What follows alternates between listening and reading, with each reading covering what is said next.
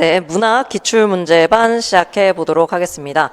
이게 기출문제반을 하면서 좀 궁금한 게 뭐냐면 선생님들이 이 반에 대해서 뭘 기대하고 있는가라고 하는 게 이제 살짝 궁금하기는 해요. 이제 그걸 상상하느라 한 2주를 보낸 것 같아요. 이분들이 대체 무엇을 기대하고 오는가에 대해서 이제 생각을 하다가 일단 첫 번째로는 아예 기출문제를 보지 않으셨던 분들은 그냥 한번 이제 수업 듣듯이 해가지고 기출문제 한번 훑어야 되겠다 이렇게 생각을 할 수도 있고 또는 이제 조금 이제 공부가 좀 오래되신 분들 같은 경우에는 선생님 거기 인쇄물 하나씩 들고 가셔야 돼요. 조금 공부가 오래되신 분들 같은 경우에는 내가 이제까지 기출문제 접근을 잘못한 게 아닌가 한번 다시 봐야 되겠다 이런 생각을 할 수도 있을 것 같아요. 그래서 이제 한번 여쭤보려고 합니다. 선생님들은 이 수업을 통해서 뭐가 필요하신 거예요? 무엇이 필요하신 상황입니까? 처음 보는 상태. 그래서 한번 같이 보고 싶다. 그냥 보고 싶다. 선생님도 그렇죠. 처음 보는 상태. 선생님은? 처음 보긴 하는데 처음 맞닥뜨렸을 때 어떻게 봐야 하는지 보는 방법을 알고 싶어요. 기출문제를 처음 보고 있긴 한데 처음 봤을 때 어떻게 봐야 되는지 조금 감을 느끼고 싶다. 이렇게 얘기하시나요? 혹시 또 다른 의견 있으신 분 있으세요? 어제 최근 기출을 풀어봤는데 소설 같은 경우에 막막해가지고 어떻게 해야 되나 걱정이 좀 들어서가지고. 최근 기출을 풀었는데 소설 같은 경우에 좀 많이 막막한 느낌이 들었다라고 하면 제가 질문하고 싶은 게 과연 최근 것만이라고 이제 여쭤보고 싶은 이전 건 안 풀어가지고 그죠. 이제 소설이나 이제 문학 같은 경우에는 내가 이걸 어떻게 접근을 해야 될지가 조금 막막하다 이렇게 될 수가 있어요. 물론 국교론 같은 경우에도 막막하기는 마찬가지일 수는 있습니다. 근데 제가 보기에는 국교나 문학이나 문법이나 이 기출문제 접근법이 같다고 생각하시면은 조금 어려우실 수가 있어요.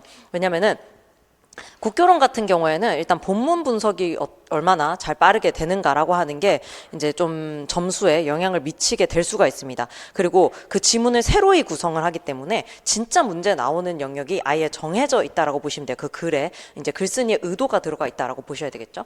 자, 그런데 이제 문학 같은 경우에는 제가 항상 문학은 암기다 이렇게 얘기를 많이 드리는데 100% 암기는 아니에요. 100% 암기라고 한다면은 사실 선생님들이 여기 있으실 필요가 없는 상황이다라는 거죠. 그럼 이제 문학이라고 하는 것은 한 70% 정도의 암기와 그 다음에 30% 정도의 응용력이라고 이제 생각을 하시면 될 것 같습니다. 물론 이제 30%의 응용력도 이제 잘게 쪼개자면은 20% 정도는 이제 본문을 읽는 능력과 근데 10% 정도는 이제 글을 쓰는 어떤 기술적인 측면이 포함이 되어 있다라고 보실 수가 있을 것 같아요. 그래서 이제 문학 수업을 들으실 때에는 우선은 이제 주제별로 쪼개놓기는 했습니다. 주제별로 쪼개놓은 상황이고 그걸 따라서 이제 2개씩 진행을 해보려고 해요. 16개의 주제로 꼽아놨는데 이게 전부 다는 아니에요. 16개 주제가 전부 다는 아니지만 이 정도는 좀 기본적으로 알아두면은 좋겠다라고 하는 걸 이제 엮어놨다라고 보시면 될 것 같아요. 그래서 이제 문학반은 교재가 2개로 나왔는데 심심한 사과의 말씀을 먼저 드리고 시작을 하자면은 페이지 수가 틀려가지고 중간중간 계속 고쳐나가야 되는 불상사가 있긴 한데 보는데 큰 어려움은 없지만 죄송하다는 말씀 먼저 드립니다. 그래서 까만 책이랑 흰 책으로 쪼개져 있어요. 그랬을 때 흰 색깔 책은 그리고 표지 보고 이제 인강생 선생님들은 많이 놀라셨을 텐데 체육교육과인 척하고 그냥 다니시면 돼요. 체교다 이런 느낌으로 그냥 다니시면은 됩니다. 체교인데 글자가 좀 많네 이런 생각으로 다니시면 되고 흰 색깔 책은 앞쪽에 이제 주제 이론이 정리가 되어 있어요. 그 다음에 뒤쪽에 제가 객관식 시절부터 시작해가지고 09년도죠. 09년 모의고사부터 시작해서 답안이랑 그 다음에 참고로 하면 좋을 자료 같은 것들을 제가 다 집어넣어 놓은 상황입니다. 조사를 해서 집어넣었고 그 다음 수업을 하면서 중간중간 이제 이 문제는 어디 부분을 좀 초점을 해서 봐야 되는지 하는 것들을 이제 이 까만 책에다가 정리를 하시면 된다라고 보시면 돼요. 그럼 이제 요 흰 색깔 책을 요거는 이제 참고 자료집이니까 요걸 참고로 하시되 이제 까만색에다가 선생님들께서 메모를 하시고 필요한 내용들을 정리를 하셔가지고 나중엔 얘를 계속 보면서 문제 유형이 이렇게 나온다. 그 다음에 이전에 나왔던 것들이 이런 것들이 있다. 이렇게 보시면 되겠죠. 그럼 이제 궁금한 거는 2008년도부터 그 이전의 시험 문제는 그럼 어디에 있느냐 혹은 안 봐도 되느냐 이런 생각이 드실 텐데 흰 색깔 책에 답안지를 이제 쭉 보시다 보면은 제가 이 문제랑 2008년도 이전 문제 요거랑 좀 관련이 있는 것 같다 싶은 것들은 거기 밑에다가 다 집어넣어 놓은 상황이에요. 그래서 저희가 중간중간 보면서 같이 풀어나갈 예정입니다. 그래서 오늘은 이제 운율과 심상이 나가게 되는 거죠. 운율과 심상이 나가게 된다. 이렇게 생각을 하시면 되겠습니다. 운율과 심상 나가고 그 다음에 어디 나갈 거냐면 2009년 모의고사 문제 중에서 위쪽에 주제, 학습 안 붙어 있는 문제들. 주제학습 안 붙어 있는 문제들. 그래서 2009 모의고사랑 2009년도 문제 중에서 위쪽에 주제학습 안 붙어 있는 문제들만 털어낼 거예요. 그럼 이제 오늘은 조금 빨리 마칠 수도 있지 않을까라는 기대를 항상 해봅니다.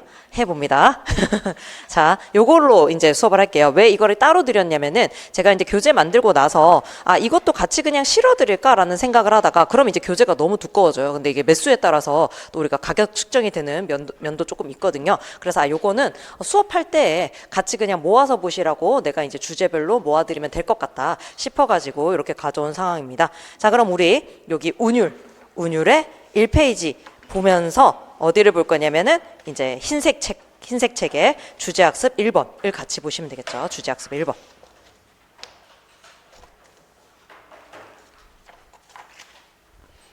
제가 이제 최근에 좀 배우고 싶은 게 뭐냐면 인디자인이라고 아세요? 인디자인? 인디자인이 뭐냐면 이거 내지 디자인을 얘기하는 거예요. 이거 교재 내지 디자인. 그거를 갑자기 너무 배우고 싶은 거예요. 이게 너무 약간 허술하게 되어 있지 않나? 이런 생각이 들어가지고 참고로 이것도 제가 한 겁니다. 허술하게 되어 있죠? 제가 한 거예요. 허술하게. 자, 운율 부분 보겠습니다. 자, 선생님들 이제 운율이 뭡니까? 반복이요. 그죠? 이제 약간 기계학습이 되었죠? 반복이 많이 일어나면 뭐가 생성이 된다? 운율이 만들어진다. 이건 이제 기계학습이 되었어요. 자, 그럼 이제 선생님들께서 답을 하셔야 되는 것은 뭐다? 무엇이 반복되느냐라고 하는 것을 다시 한번 복습을 하면서 가보도록 하겠습니다. 그래서 운율이라고 하는 것은 무엇이냐라고 하면 운율이라고 하면은 자연스럽게 뭐가 나와야 되냐면 반복이 나와야 됩니다. 반복이 되기 때문에 운율이 만들어진다라고 보셔야 되겠죠. 자, 그럼 이제 무엇이 반복이 되느냐라고 했었을 때, 지금 이제 또 쓰셔도 되지만 선생님들 이제 1월부터 들으셨던 분들은 이미 알고 있는 내용이기는 해요. 자, 그럼 제일 작은 단위부터 한번 해볼게요. 제일 작은 단위 뭐가 있죠? 음운이 있죠. 음운이 반복이 된다.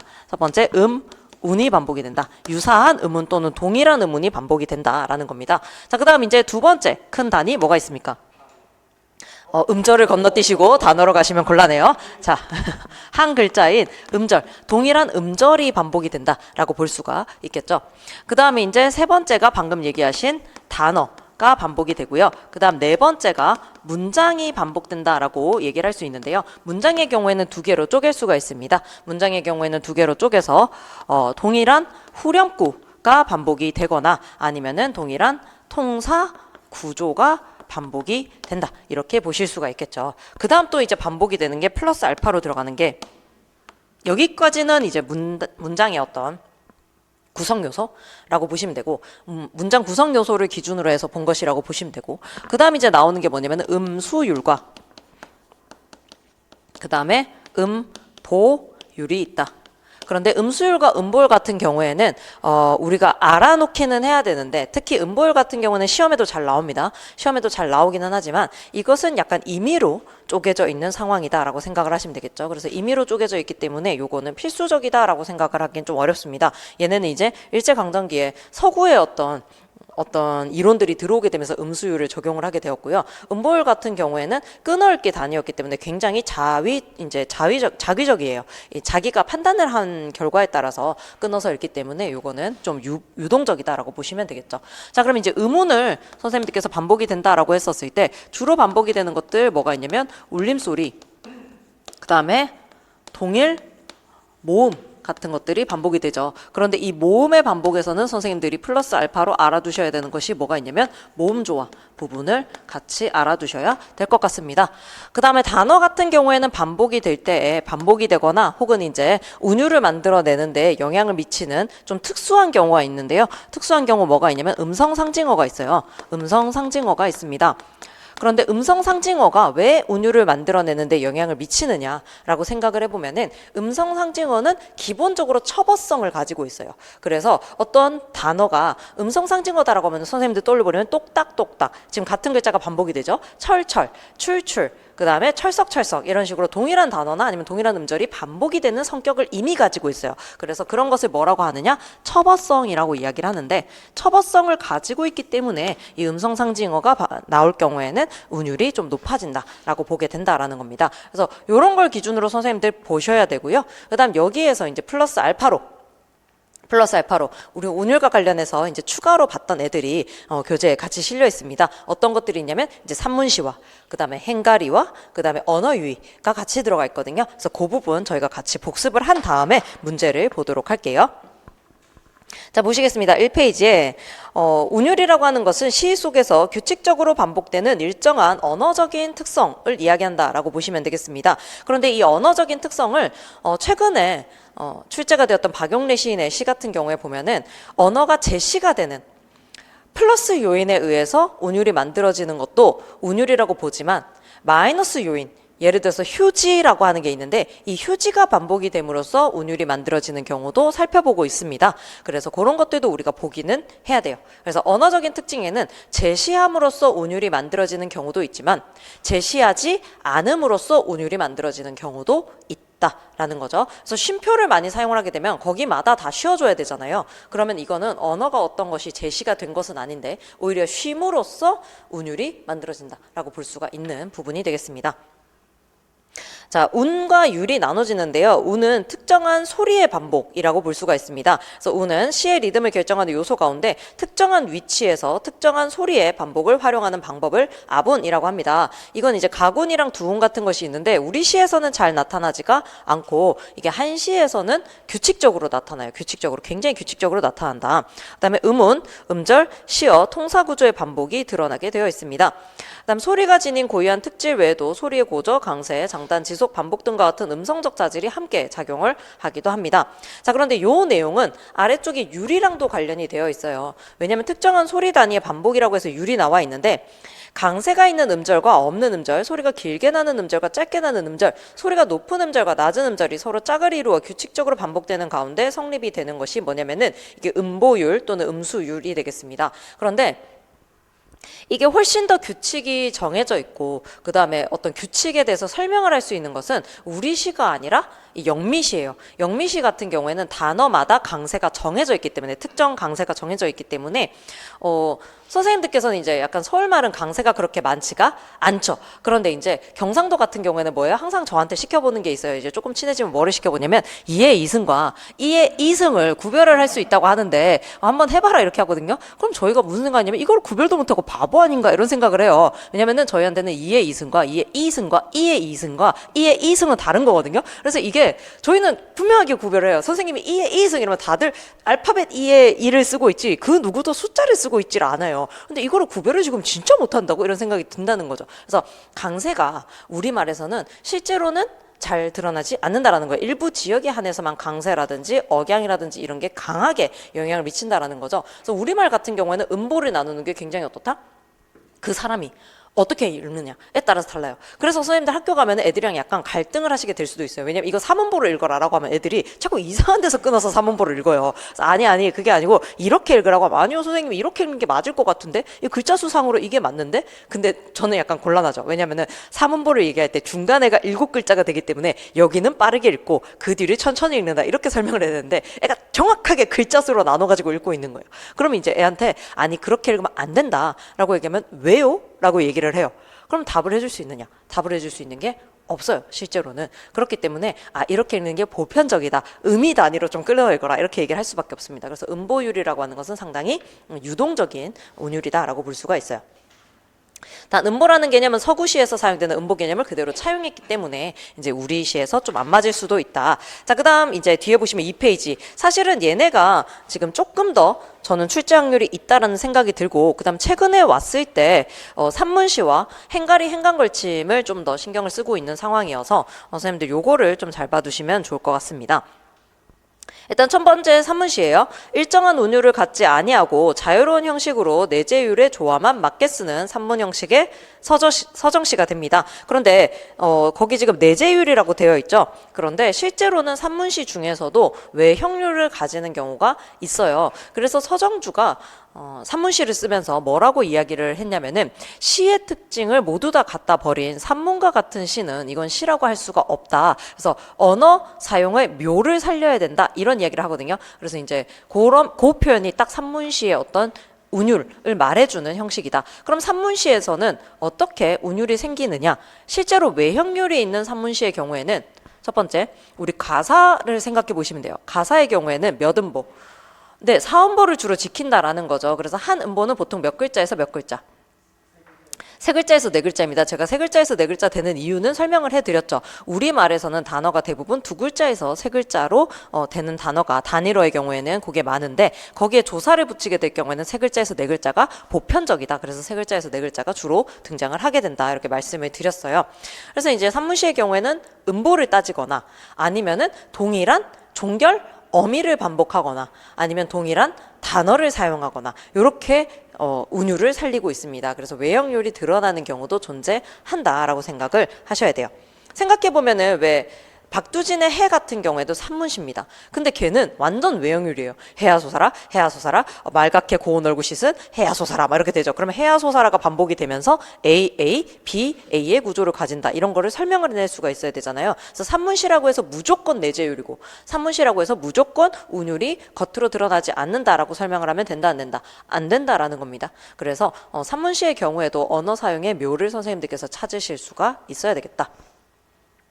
정형시와 같이 명확한 운율 형식은 없고 자율시와 같은 뚜렷한 리듬이 없으나 시의 형태상 압축과 응결에 의한 시 정신을 필요 조건으로 해야 된다. 자, 시 정신이라고 나와 있는데요. 우리 요 시 정신에 대해서 1, 2월 달에 조금 자세히 살펴보았었죠. 시 정신이라고 하는 것이 있고 산문 정신이라고 하는 것이 있었는데 산문 정신이라고 하는 것이 무엇이었느냐라고 하면은 이 시대 현실을 있는 그대로 자세히 묘사하고자 하는 것, 증언하고자 하는 것이 산문 정신이라고 할 수가 있습니다. 있는 그대로 묘사를 해서 판단은 누구에게 맡기겠다.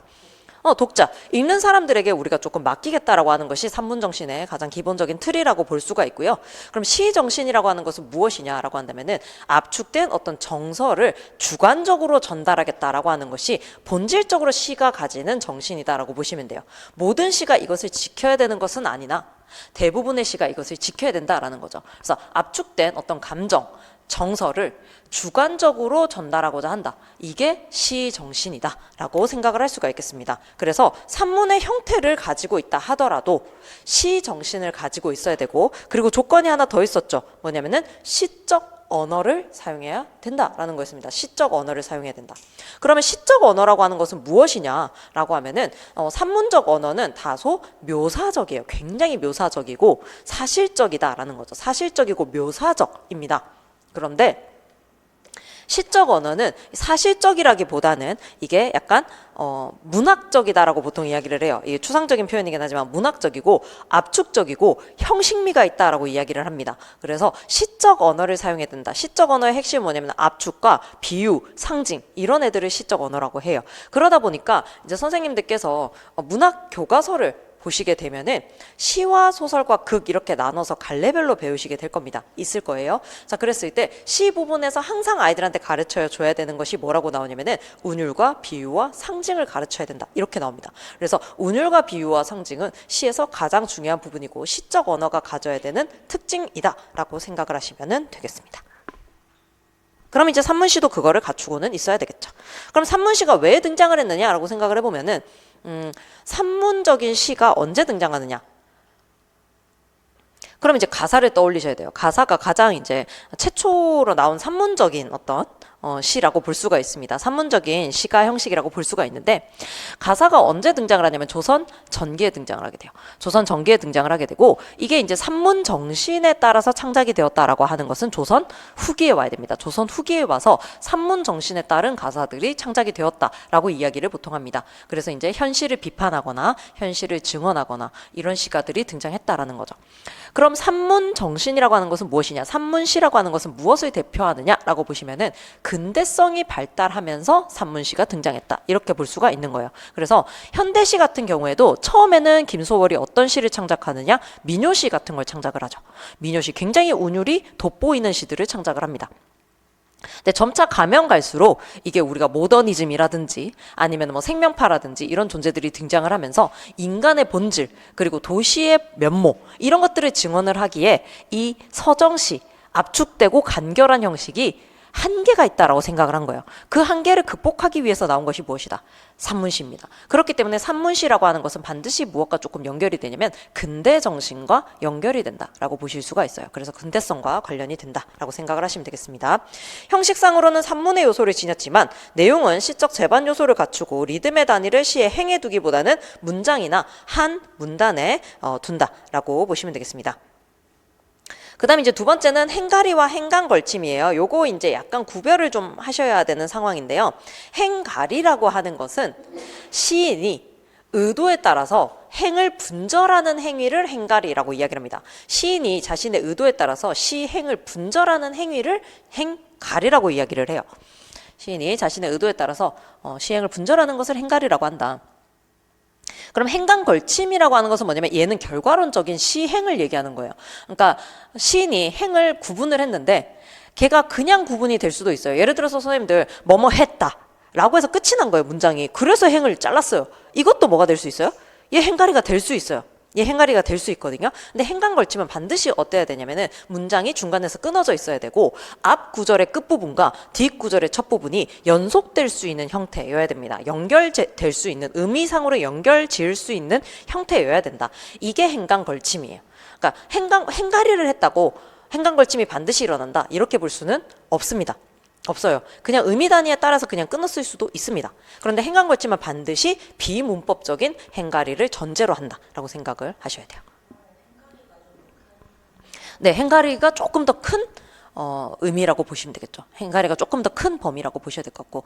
근데 이제 문제는 뭐냐면은 시험에서 만약에 출제가 되었다 이러면은 요거 두 개를 약간 혼용해서 채점을 할 가능성은 있어요. 그런데 선생님들께서 명확하게 개념을 인식해 놓으시고 예를 들어서 이제 황진이의 시조 우리가 잘 알고 있는 뭐 제구태여 같은 경우에는 이거는 행가리이자 행간걸침이라고 볼 수가 있죠. 그런데 님의 침묵 같은 경우에는 한 문장이 끝날 때마다 행을 끊고 있거든요. 얘는 지금 행가리는 될 수 있지만 뭐는 될 수가 없다. 행간걸침은 될 수가 없다라고 봐야 되는 거죠.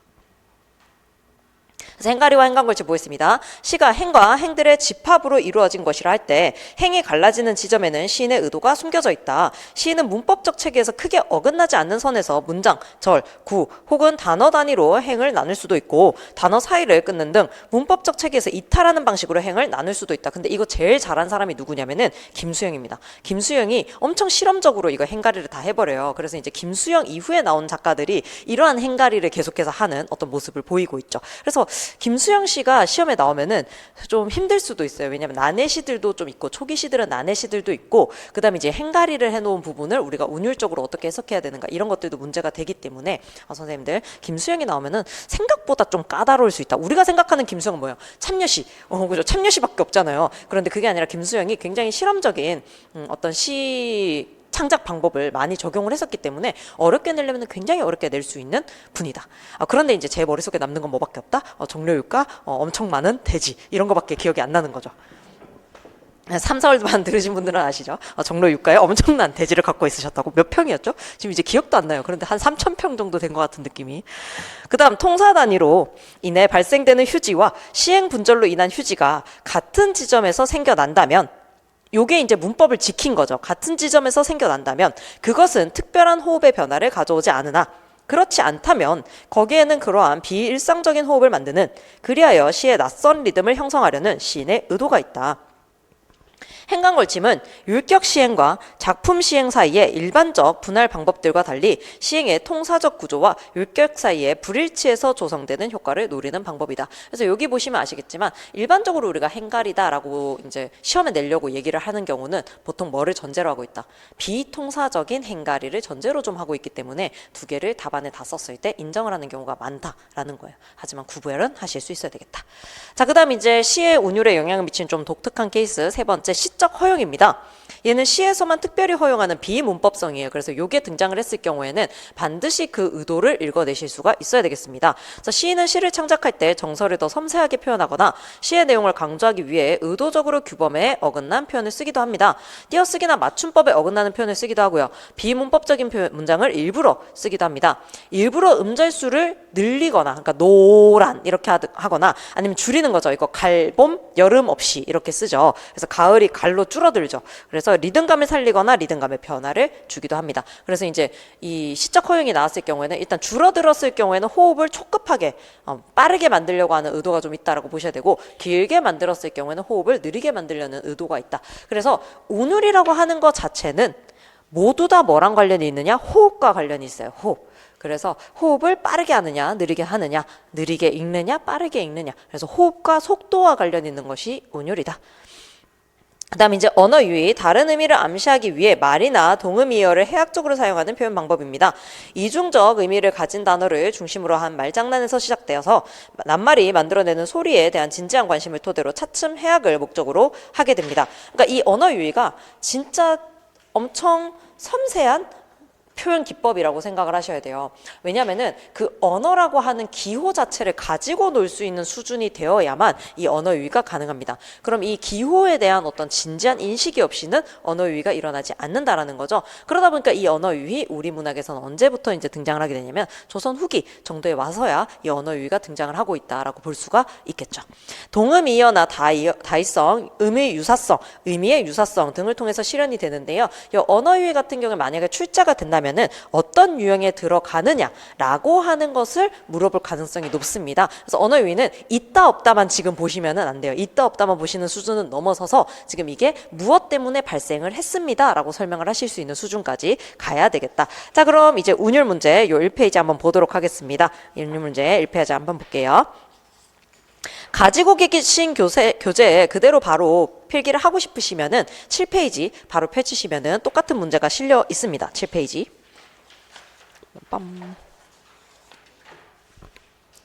자, 면왕정가 송순의 이별가입니다. 요거는 지금 본문이 없이 이렇게 제목만 쭉 나와 있어요. 그래서 제가 요 제목만 나와 있는 요 작품들 같이 보자고 면왕정가랑 그 다음에 이별가를 가지고 온 상황입니다. 면왕정가는 이후에 한 번 더 출제가 됐고요. 이별가는 이 이후에 출제가 된 적이 없어요. 그런데 이 박목월의 이별가나 하관 같은 경우에는 상당히 작품이 잘 짜여져 있는 상황이어서 출제가 된다면은 좀 어렵게 출제가 될 수도 있겠다. 그리고 구성 요소가 출제 가능 요소가 상당히 많다. 이렇게 볼 수가 있겠습니다. 자, 보시면은 면왕정가부터 보도록 할게요. 문제 먼저 보시면은 문학교과서의 단원 구성 체제를 다음과 같이 정리하였다. 이 단원의 구성 체제에 대해 바르게 이해하지 못한 것은 이렇게 되어 있습니다. 시문학과 노래학이 되어 있는데요. 자, 대단원 학습 목표 볼게요. 노래로서의 시가 지닌 언어의 특질에 대해 이해한다. 두 번째, 시에서 반복되는 소리와 독자를 대하는 태도를 파악한다. 세 번째, 시에 나타난 비유의 속성을 이해하며 감상한다. 네 번째, 여러 시 작품을 읽어보고 이를 참조하여 자신의 심정을 시로 지어본다 이렇게 되어 있습니다. 첫 번째 학습 목표는 아예 운율과 관련되어 있는 거고요. 두 번째 학습 목표는 시에서 반복되는 소리까지가 이제 관련되어 있는 학습 목표라고 할 수가 있겠죠.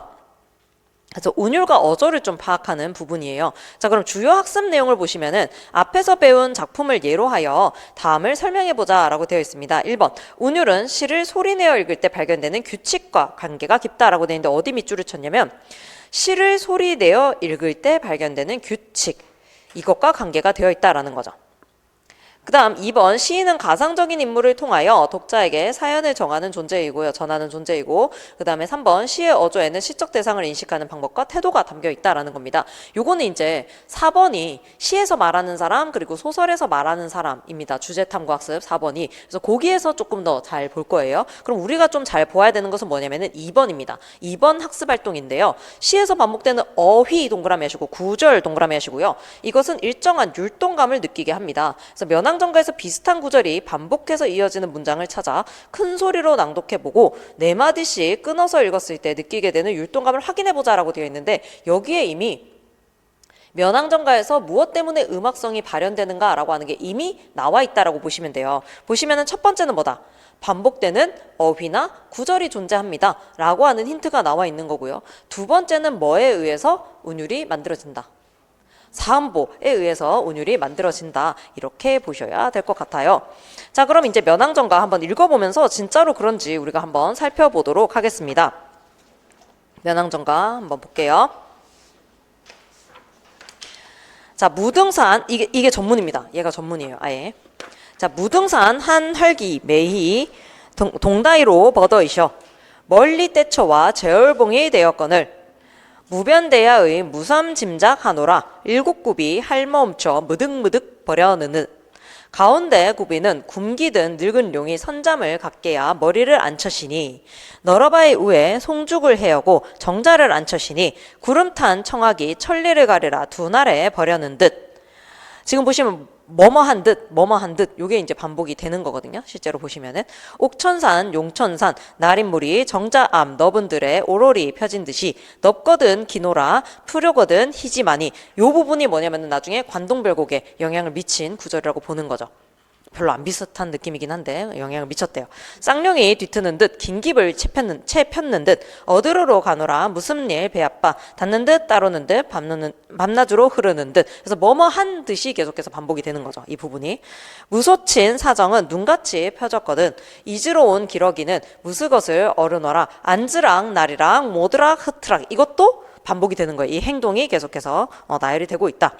노화을 사이 두고 우러곰 존니는 고 넓은 길 밖이요 기난을 아래 들어오고 꽂은 것은 매hin가 병풍인가 그림가 아닌가 라고 되어 있는데 이 부분은 왜 밑줄을 쳤냐면은 이게 지금 서리법을 사용을 하고 있어요. 서리법을 사용을 해서 시적 화자의 태도가 드러난다 라고 하는 부분이어서 밑줄을 쳐놨습니다. 높은 듯 낮은 듯 긋는 듯 딛는 듯 숨거니 배히거니 가거니 머물거니 뭐뭐하니 얘네도 반복이 되고 있죠.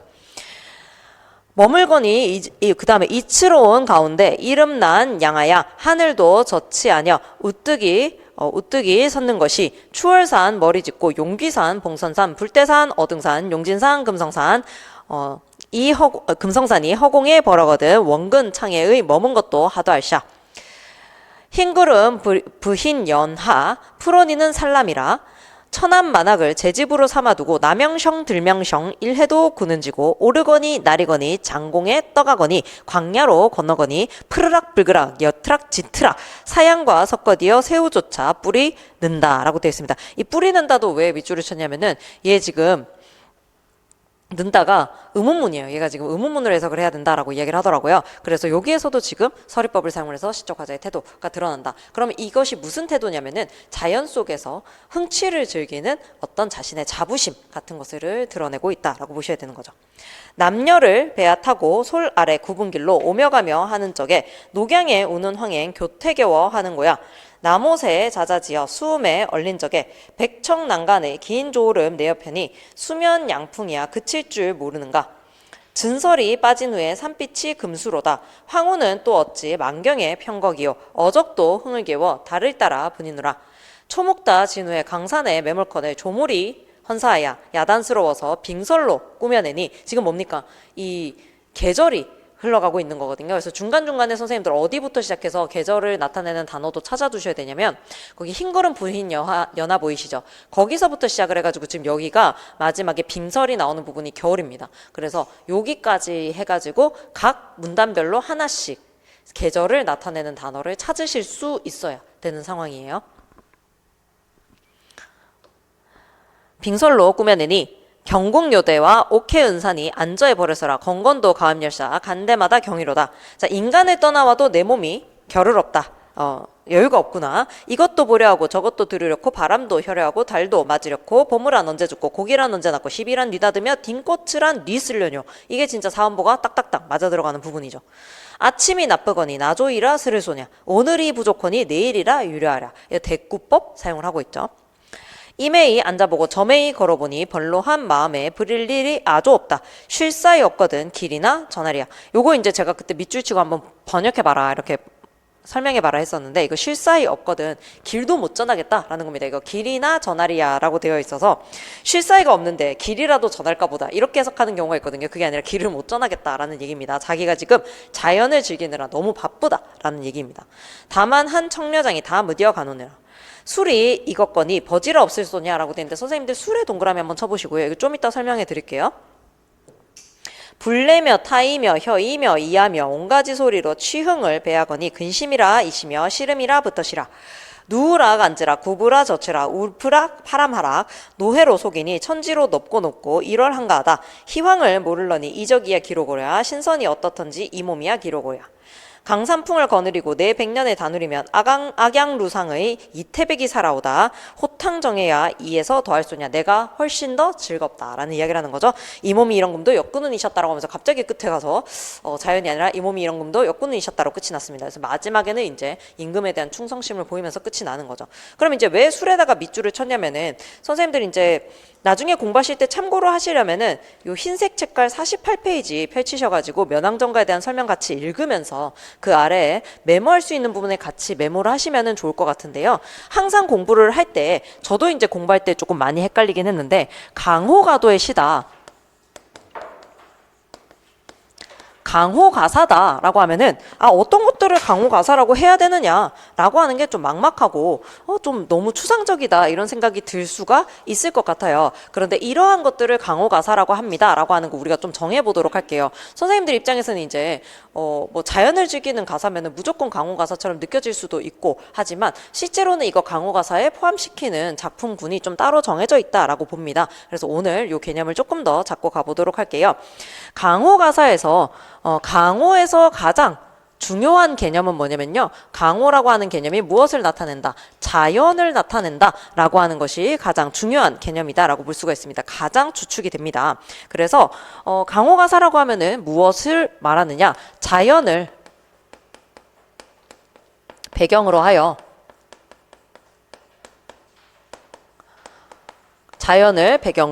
하고 그 다음에 자연지향적인 가치관을 보여주는 가사 작품들이다.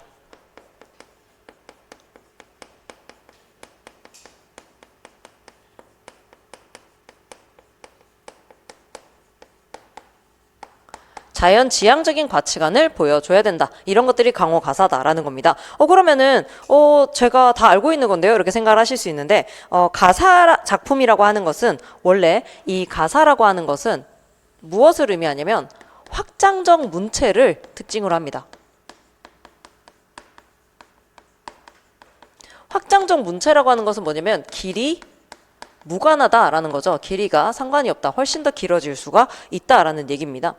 자, 그런데 가사문학은 보통 어디에 넣느냐라고 하면은 교술문학에 넣어요. 교술문학에 넣죠. 근데 선생님들 교술문학이라고 하면 우리가 경기체가나 가전체를 주로 떠올리셔야 되는데요. 왜냐하면은 이 교술문학의 가장 큰 특징은 뭐냐면은 사물을 나열하여 세상에 대한 이치를 전달하는 것을 주 목적으로 하는 경우에 교술문학이다. 교훈을 전달한다라고 해서 교술문학이다라고 이야기를 합니다. 창작기법이 뭐라고요?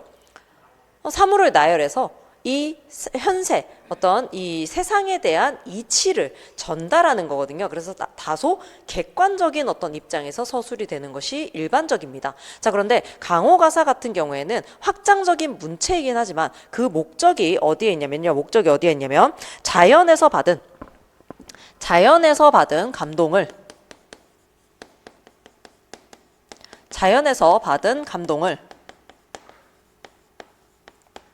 주관적으로 전달하는 데 집중합니다. 주관적으로 전달하는 데 집중을 하게 되는데요. 그럼 이제 주관적으로 전달을 하기 때문에 이렇게 주관적으로 전달하는 데 가장 크게 영향을 미치는 게 뭐냐면은 화려한 수사법을 사용을 하게 되는 거죠.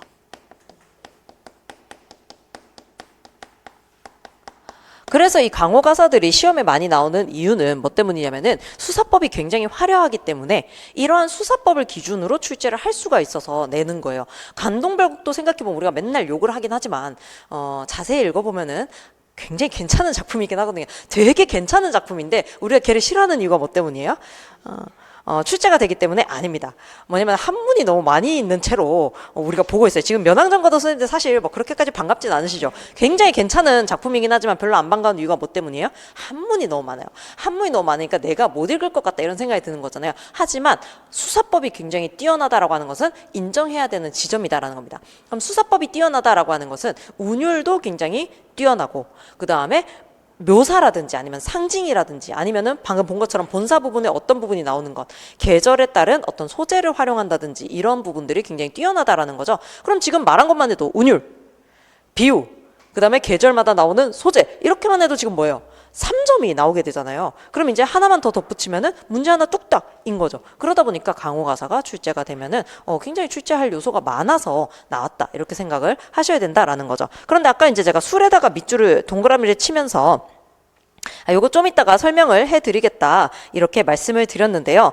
뭐냐면은 이 강호가사 같은 경우에 흥취로 시작하여서 자연에 대한 흥취로 시작하여서 무엇으로 끝난다라고 보통 이야기를 하냐면은 취흥으로 끝이 난다라고 이야기를 해요. 그래서 가사의 마지막에 가면 항상 뭐가 등장을 하고 술이 등장을 하고 그것에 취해서 이제 자연에 대한 어떤 기꺼운 마음을 훨씬 더 확대시켜서 표현을 하는 것으로 끝이 난다라는 겁니다.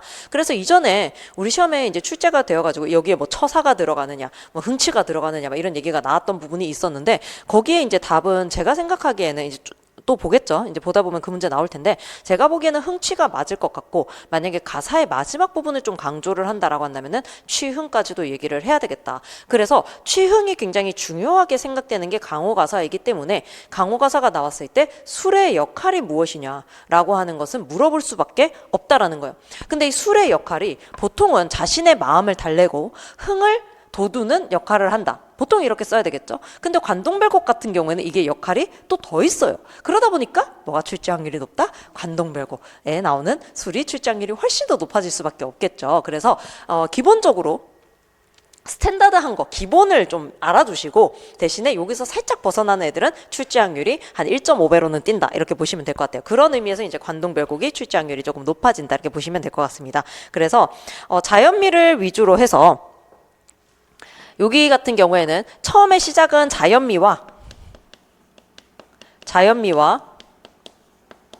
우아미를 지향하게 되는데요. 여기에서 지금 강호가도에서는 무엇이 등장한다라고 보셔야 될 것 같냐면은 내적 갈등이 존재합니다. 내적 갈등이 존재하는데 내적 갈등을 해소하고자 하는 이걸 이제 호방미라고 이야기를 하던데요. 호방미가 드러납니다. 그럼 이 내적 갈등은 무엇이냐라고 한다면은 정계, 속세와 자연 사이에서 내가 무엇을 선택해야 될지 모르겠다라고 하는 내적 갈등이 존재한다라는 거예요. 그러면 면왕전과는 그런 갈등이 보이지 않는데요 라고 할 수 있어요. 아닙니다. 마지막 구절 뭐가 나와 있어요? 이 몸이 이런금도 역구는 이셨다. 자연에 묻혀있지만 누구를 계속해서 생각하는 모습, 임금을 계속해서 생각하는 모습이고요. 그리고 이제 연구자들은 어디를 이 내적 갈등이 드러나는 구절로 잡냐면요. 그 밑에서 세 번째 문단 보시면은 제가 밑줄 불내며 타이며 혀이며 이하며 부분 보이시죠? 그 뒤쪽에 온가지 소리로 취흥을 배하거니 근심이라 있으며 시름이라 붙어시랴라고 되어 있습니다. 이게 해석을 해보자면은 근심이 없고 시름이 없다라는 얘기죠. 근데 문제는 뭐냐면은 이러한 소리가 없고 술에 취하지 않는다면은 나에게 뭐가 존재한다? 시름과 근심이 존재한다로 해석을 해야 된다라고 이야기를 합니다. 그럼 그 시름과 근심이 무엇이냐라고 한다면은 이 정치 그리고 속세에 대한 어떤 근심과 걱정을 이야기한다. 그래서 이 강호가도를 창작하는 사대부들은 보통 자연 속에 있긴 하지만 어디에 계속 발을 걸치고 정계에 발을 걸치고자 하는 그 마음을 내적 갈등으로 드러내고 있으며 그것의 해소 방안으로서 자연을 선택했다라고 봐야 되는 이러한 흐름이 뭐다? 강호가사다라는 겁니다. 그래서 좀 선생님들께서 꼭 기억을 하시면 좋겠다라고 생각하는 거 이건 오늘 이론적으로 정립을 하면 좋겠다라고 생각이 드는 건 어디냐면은 여기입니다. 자연에서 받은 감동을 주관적으로 전달을 하고자 하였다. 그렇기 때문에 주관적인 세계를 드러내기 위해서 화려한 수사법을 사용을 하고 있다. 그래서 우리 시험에서 이 화려한 수사법들이 출제가 될 수 있다라는 것을 봐두시면 될 것 같습니다. 자, 그러면은 면왕정가 한번 48페이지에 나와 있는 흰 책 48페이지에 나와 있는 해설 한번 같이 보도록 할게요. 이 작품은 작가가 벼슬에서 물러나 고향인 전남 담양에 머물던 시기에 창작하였다. 작가는 면왕정이 위치한 지세, 제월봉의 형세, 면왕정의 경치, 면왕정 주변의 풍경을 묘사하고 면왕정 주변의 아름다운 자연에서 얻은 흥취를 사계절의 변화에 따라 서술하였다. 또한 이 작품은 비유, 대꾸, 반복, 점층, 생략 등의 다양한 표현 방법과 우리말의 아름다움을 잘 살려 면왕정의 경치와 그에 따른 흥취를 역동적으로 형성하여 문학적 가치가 높은 작품으로 평가받는다. 한편 작가는 강호에서의 풍류 생활을 표현하면서도 결사 마지막에서 역군은 이셨다라고 하여 임금의 은혜에 대한 감사를 표시함으로써 당대 사대부의 자세도 함께 드러내었다라고 볼 수가 있습니다. 그래서 면왕정가의 전체 구성에서 제가 본사 2번 부분에 굉장히 굵은 표시를 해놨죠. 그 이유는 봄, 여름, 가을, 겨울의 흐름이 드러나기 때문에 이게 시간의 흐름과 시선의 이동에 따라서 공간의 이동, 시간의 이동과 공간의 이동이 모두 다 드러납니다. 시상 전개상으로. 그러면 이상한데요? 공간의 이동은 어디 드러나 있습니까? 뭐 이런 얘기를 할 수가 있어요. 그런데 얘 지금 보시면은 사정 보이시죠? 네 번째 문단 첫 번째쯤에 사정 보이시죠? 이거 모래사장이거든요. 얘가 처음에는 자기 집 안에 있다가 면왕정 안에 있다가 그 다음에 사정으로 나왔어요. 그래가지고 이제 막 즐기다가 나중에 또 이제 어디로 가냐면요. 지금 찾아내야 되는데 거기 산람 보시면 산람 부분 보시면 얘가 지금 산 쪽으로 올라가고 있는 거예요. 산 쪽으로 이제 이동을 하는 거거든요. 그 아래쪽에 보시면은 거기 빙설 부분 해가지고 산으로 이동되어 있는 모습을 볼 수가 있습니다. 산에서 내려다보는 모습이거든요. 그래서 이런 것들 했었을 때 공간의 이동까지도 어느 정도 드러나 있다 이렇게 보는 거예요. 그래서 선생님들께서 이 시간의 이동은 어디 부분 잡으셔야 되냐면 본사 이 부분 잡으셔야 되고요. 본사 이 부분 잡으셔야 되고 그 다음 공간의 이동 부분은 아까 사정, 면왕정 안에 있다가 사정으로 나왔다 그 다음에 산 쪽으로 이동하는 그 모습을 선생님들께서 잡아두시면 될 것 같아요. 그거 이제 보시고 선생님들께서 그 아래 보도록 하겠습니다. 면왕정가의 문학사적 위치 보시면은 이 문학사적 위치는 꼭 외워야 되는 것은 아닌데 참고로 해두시면 좋을 것 같아요. 특히 이제 나중에 관동별곡과 그 다음에 성산별곡에 영향을 미쳤기 때문에 아까 관동별곡의 구절을 찾아보자 했는데 성산별곡에서 구절을 찾아야 되겠죠. 그 구절 이어진 구절들이 나오거든요. 그래서 그런 구절들을 선생님들께서 찾으실 수 있으면 되겠습니다. 근데 문제는 뭐냐면은 별로 안 비슷하게 나와 있어요. 뭐 이게 이어받았다라고 하면 똑같이 나와야 되는데 그게 아니라 지프랑 나르랑 뭐랑 막 이런 식으로 이제 반복이 되는 부분이 이어받았다라고 보긴 하거든요. 그래서 그 부분만 참고로 알아두시면 될 것 같아요. 그래서 면왕정가는 정극인의 상충곡에서 자연친화 사상을 이어받아 자연친화 사상의 유교적 충의 이념을 결합해 강호가도를 확립하였다. 그러니까 지금 이 강호가다라고 할 경우에는 자연친화 사상만 있어서는 안 되고요. 뭐가 포함이 되어야 된다. 유교적 충의 이념이 같이 포함이 되어야 됩니다. 그리고 내용이나 구성, 표현 등 여러 측면에서 정철의 성산별곡이나 관동별곡에 영향을 주었으며 후대 많은 작품들의 모범이 되었다. 특히 성산별곡은 면왕정가와 다음과 같은 면에서 유사하다라고 해서 나와 있습니다. 그래서 면왕정가를 선생님들께서 문학사습서에서 만약 찾아보신다면은 이게 나중에 관동별곡에 영향을 미친 구절이다라고 표시가 되어 있거나 아니면은 관동별곡이나 성산별곡을 찾아보시면은 거기에 여기가 면왕정가에서 영향을 받은 구절입니다라고 표시가 되어 있어요. 그래서 그런 구절들 한번 봐두시면 될 것 같습니다. 자, 면왕정가의 음악적 효과 별표 치시고요. 요게 이제 오늘 우리가 학습해야 되는 부분이 되겠죠. 이 작품은 가사의 기본 형식인 사음보 연속체 형식으로 식구 전체가 대꾸를 이루면서 규칙적인 운율을 형성하고 있다. 또한 뭐뭐는 듯을 반복하고 주로 울림소리를 사용함으로써 운율감과 역동성을 형성하였는데 이러한 운율감은 경쾌한 느낌 동그라미 하시고요. 경쾌한 느낌을 주고 풍류를 즐기는 화자의 호방한 어조 동그라미입니다. 를 형성하는 데 기여한다 라고 되어 있습니다. 강호가도의 특징 아래에 나와 있기 때문에 선생님들께서 참고로 읽어보시고 요 내용과 거의 유사하다라고 보시면 될 것 같습니다. 자, 그럼 이제 이별가 부분인데 요 학습활동에서는 이별가를 운율로 좀 보지는 않았어요. 운율로 보지는 않았지만 여기 이제 뒷장에 보시면 이별가가 나와 있습니다. 박목월의 이별가 보시면은 여기 운율이 나오는 부분이 있거든요. 운율을 파악을 해야 되는 부분이 있어서 함께 보도록 하겠습니다. 이별가 박목월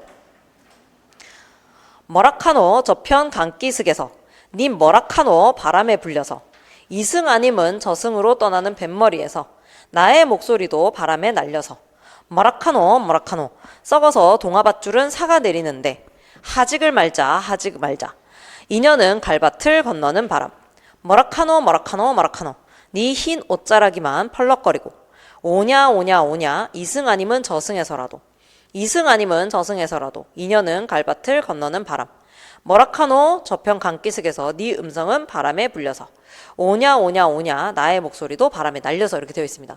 자, 여기서 선생님들이 이제 출제 요소를 찾으셔야 되는데 일단은 우리가 운율을 배우고 있으니까 운율로 출제 요소가 무엇이 있을 것 같냐라고 하는 걸 먼저 한번 찾아볼게요. 운율로 만약에 출제를 한다라고 한다면 우리가 답해야 될 거는 뭐일 것 같습니까?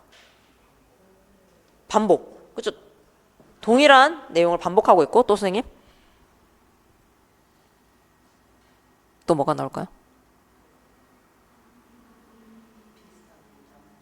네, 비슷한 문장 구조를 볼 수가 있고 이거는 문장이 거의 똑같이 반복이 되고 있죠. 그 다음에 이제 뭐라카노라고 이제 되어 있으면서 이 표준어가 아니라 방언을 사용하는 어떤 효과 같은 것도 선생님들이 표현법상으로는 설명을 해야 되면서 뭐라카노에서 키역이 사용이 됨으로써 주는 언어적인 특징이 있어요. 그런 것들에 대해서 설명을 해야 되는 거죠. 뭐냐면은 이별을 거부하는 어떤 태도를 강하게 드러내기 위해서 이 키역이 사용된 방언을 사용했다라고 볼 수도 있어요. 이렇게도 설명을 할 수가 있어야 될 것 같습니다. 그 다음에 이제 운율적으로는 그런 반복 부분으로 설명을 해 나가야 되고요. 그 다음 이제 다른 걸로 출제를 한다면은 초반에 나오는 바람과 마지막에 바람이 하는 그 역할이 다릅니다. 처음에는 이제 보시면은 나의 목소리도 바람에 날려버리는 거죠. 맞습니까? 지금 단절되어 있는 상황이기 때문에 내 목소리가 가서 닿지를 않고 어떻게 되는 거예요? 바람에 날려버리는 거죠. 근데 마지막에 보시면은 네 음성은 바람에 불려서라고 되어 있죠. 인연은 갈밭을 건너는 바람 해서 네 음성은 바람에 불려서 오냐 오냐 오냐 나의 목소리도 바람에 날려서 지금 오냐 오냐 오냐 하고 있기 때문에 들렸다라는 얘기죠. 그럼 이때의 바람은 뭐냐면은 둘 사이를 이어주는 매개체의 역할을 하는 겁니다. 그래서 초반에는 바람이 단절의 어떤 역할을 하고 있다면은 단절의 의미를 가지고 있다면은 뒤쪽에서의 바람은 연결의 매개체가 되기 때문에 상반되는 의미를 가지고 있어요. 그래서 이런 것들은 선생님들이 좀 파악을 해두셔야 되고 이와 같이 동일한 단어인데 다른 의미를 가지는 경우가 있어요.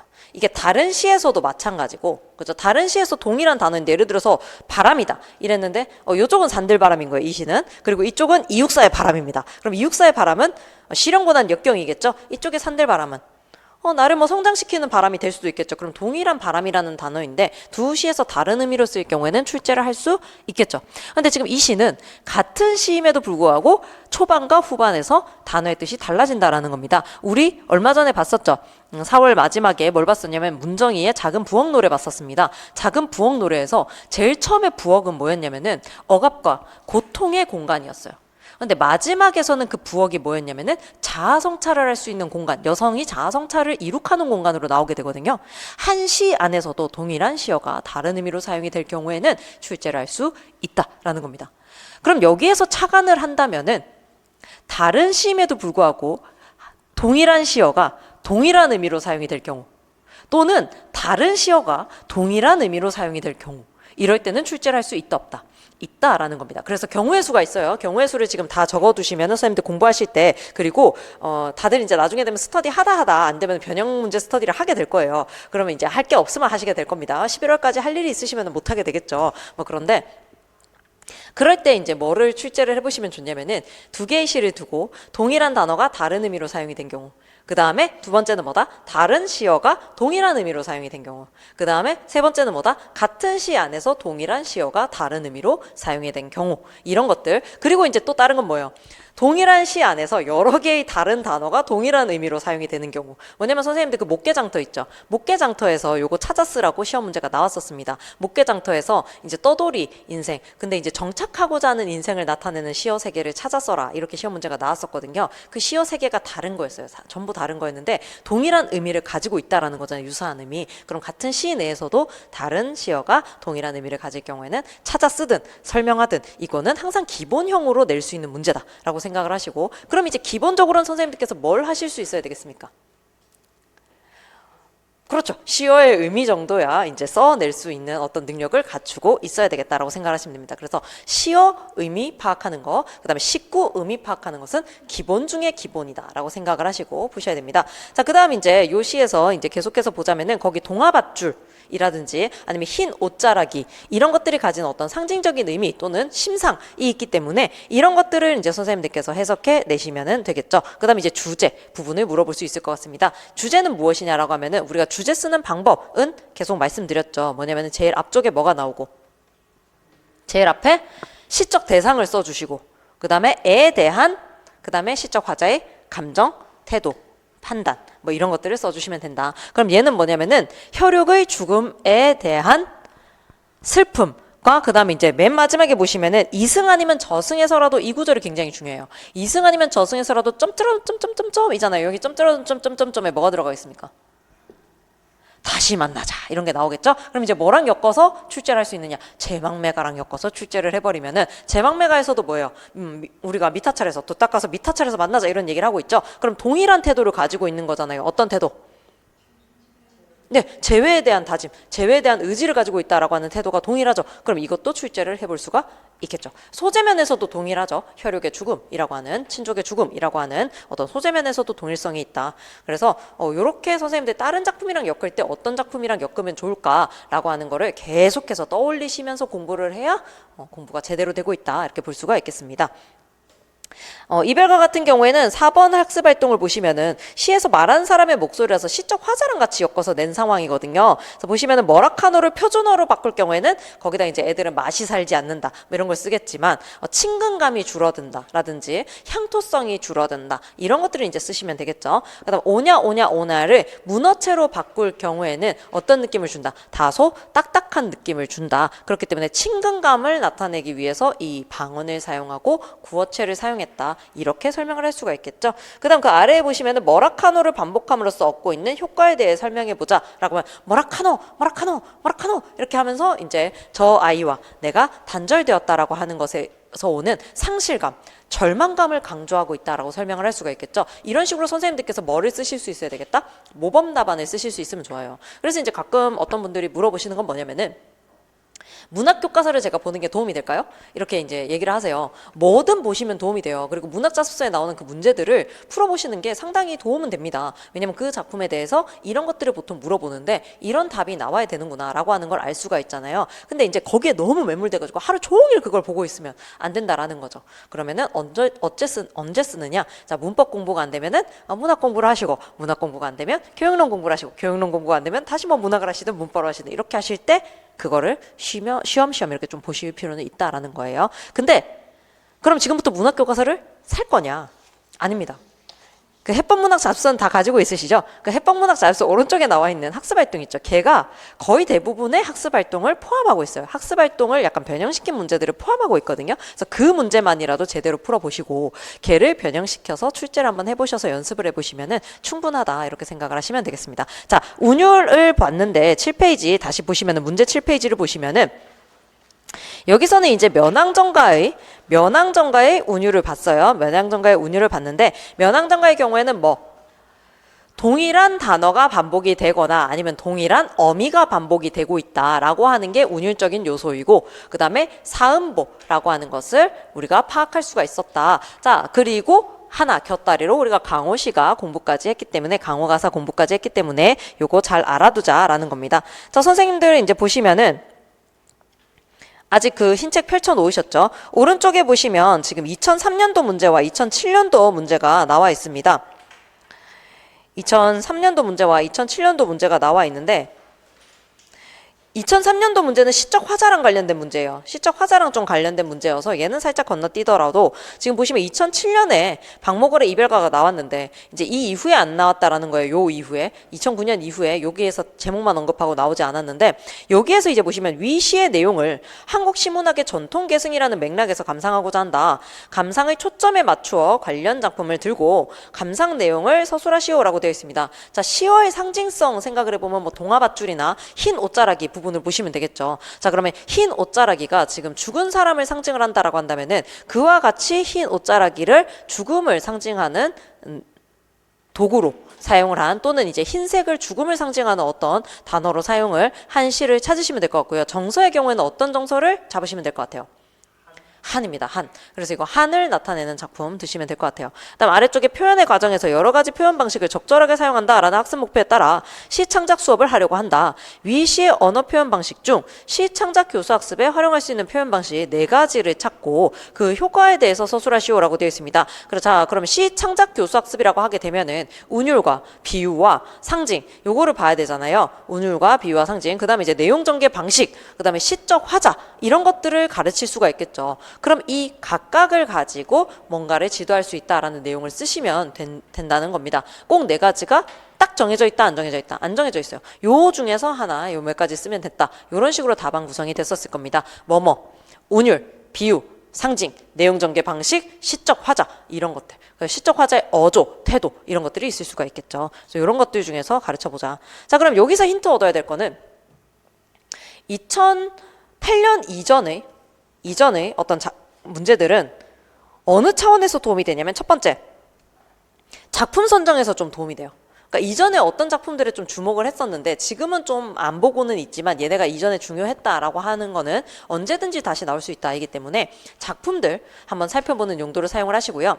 박목월의 이별과 같은 경우에는 지금은 출제가 되고 있지 않지만 만약에 출제가 된다면 어떤 부분에 초점을 맞춰서 나올 수 있을 것 같다. 전통의 계승 부분을 출제를 할 수 있을 것 같다. 그런데 어떤 차원에서 전통을 계승하고 있다라고 보느냐? 시어의 상징성과 정서 부분에서 전통을 계승하고 있다고 보는구나. 그러면 이 시는 그렇게 봐야 되겠다. 여기에서 이제 또 추가로 보시는 거는 뭐냐면은 한을 계승하고 있는 현대시 작가로는 우리가 누구를 들고 있었습니까? 김소월 이후에. 박목월 심지어 김소월 이후에요. 박재삼이었죠. 그래서 요 전통의 계승이라고 하는 차원에서는 누구까지도 우리가 연계해서 공부해놔야 되겠다. 박재삼까지도 우리가 연계해서 한의 정서를 드러내는 작가 한번 봐야 되겠다. 이렇게 보시면 되겠죠. 되셨나요? 그래서 이런 식으로 전통의 계승도 시험 문제로 한번 다뤄볼 수가 있겠다. 이렇게 보시는데 뭐를 활용하자. 2008년도 이전의 문제를 좀 활용해 보실 수가 있습니다. 그래서 그런 차원에서 굉장히 좋은 문제들이 뭐냐면은 1997년도부터 2013년도까지 문제들이 그래서 좀 좋은 거예요. 왜냐면은 굉장히 방대한 내용을 다루고 있거든요. 그래서 지금 우리가 참고할 수 있을 만한 것들이 상당히 많다. 이렇게 생각을 하시면 되겠습니다. 자, 그 다음 이제 문제 한번 볼게요. 운율 문제 두 번째. 그 옆에 나오는 선택지는 우리가 언제 좀 더 자세히 볼 거냐면은 교수학습 활동할 때 좀 더 자세히 볼 겁니다. 자, 그 다음 이제 2009년 1차 접동세 보도록 하겠습니다. 접동세. 2009년 1차 접동세. 얘는 지금 조금밖에 안 들어가 있긴 한데 내용이. 요 까만 책으로는 18페이지 펼치시면 되고요. 그 다음에 흰 책으로는 66페이지 펼쳐 놓으시고 보시면 됩니다. 책상 넓었으면 좋겠죠. 2개 쓰고 있어서 별로 상관이 없나요? 자, 보시면 접동세입니다.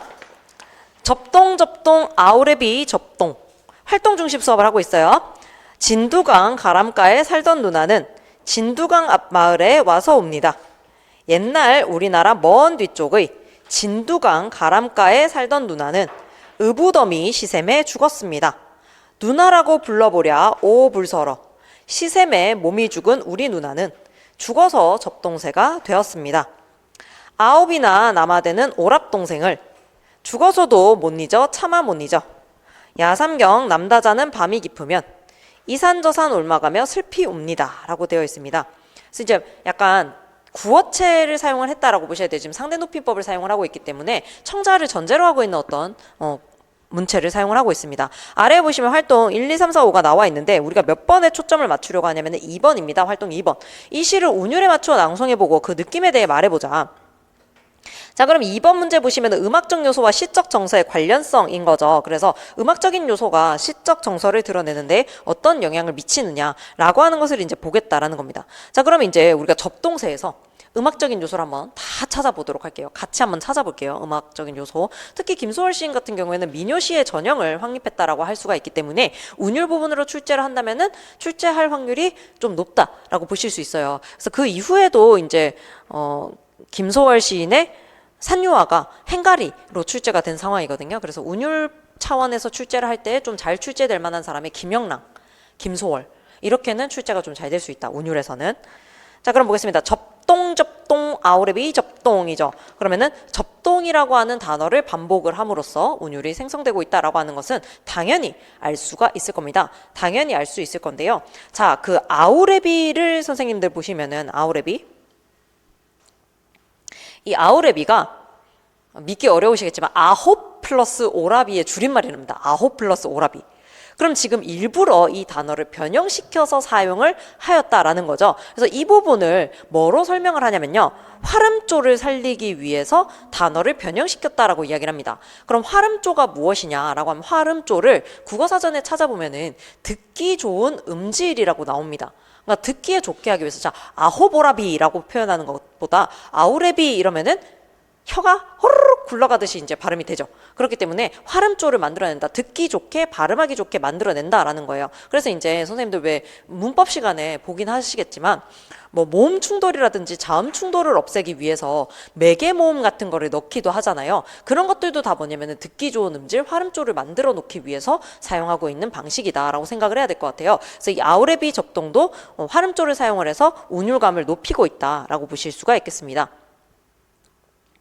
그 다음에 이제 접동, 아우레비 접동 여기에서 AA, BA 형식을 찾으셔야 되는데요. 우리가 이전에도 AA, BA 형식이 왜 운율상으로 중요하냐라고 하는 이야기를 했었죠. 그랬을 때 A가 3번 반복이 되는데 중간에 파격이라고 할 수 있는 B가 들어가게 된다. 그래서 변형과 반복을 통해서 운율을 생성해낸다라고 볼 수가 있는 거예요. 변형과 반복을 통해서 운율을 생성해낸다. 되셨을까요? 요렇게 이제 볼 수가 있습니다. 그 다음에 이제 접동, 아우레비 접동. 여기서 진짜 문제가 운율에서 나올 수 있는 게 많은데 지금 일부러 행을 끊어 놓은 거잖아요. 접동, 아우레비 접동 이렇게 됐습니다. 그래 심지어 이제 마지막에 아우레비 접동이 되면서 한번 확 길어지죠. 그래서 소리가 공간적으로 확대되는 느낌을 주고 있다라고 설명을 합니다. 소리가 공간적으로 확대되는 느낌을 준다. 자, 그럼 내가 시험 시간에 이걸 할 수 있을까? 뭐 이런 생각이 들잖아요. 그럼 어쨌든 뭐가 반복이 된다는 찾아야 될 것 같고 접동이 반복된다는 찾아야 될 것 같고 그 다음에 아우레비가 이상한 단어다라고 하는 것은 좀 눈치를 채야 될 것 같고 그 다음 조금 더 나아간다면 AA, BA 구조에 대해서 설명을 할 수 있어야 될 것 같고 근데 이제 좀 공부를 많이 해놨다면 방금 얘기한 것처럼 음가가 공간적으로 확장되어가는 모습을 볼 수 있다. 이 정도 설명을 할 수 있겠다라는 거죠. 근데 만약에 조건이 이렇게 된다면 선생님들께서 지금 접동, 아우레비 접동에 집중을 하셔야 되는데 뭐냐면은 누나의 하늘 그죠? 죽은 누나가 가진 한을 효과적으로 형상화하면서 비극적인 분위기를 음악적으로 형상화한 부분을 찾아서라. 이렇게 얘기하는 거예요. 누나의 한을 효과적으로 드러내면서 비극적인 분위기를 형상화하는 부분을 찾아서라 이렇게 되는 거예요. 근데 조건에 뭐가 붙어 있냐면 뭐 가를 참고하여 나를 참고하여 이렇게 나와 있는 거예요. 그러면서 뭐를 주냐면 접동세설화를 주는 거죠.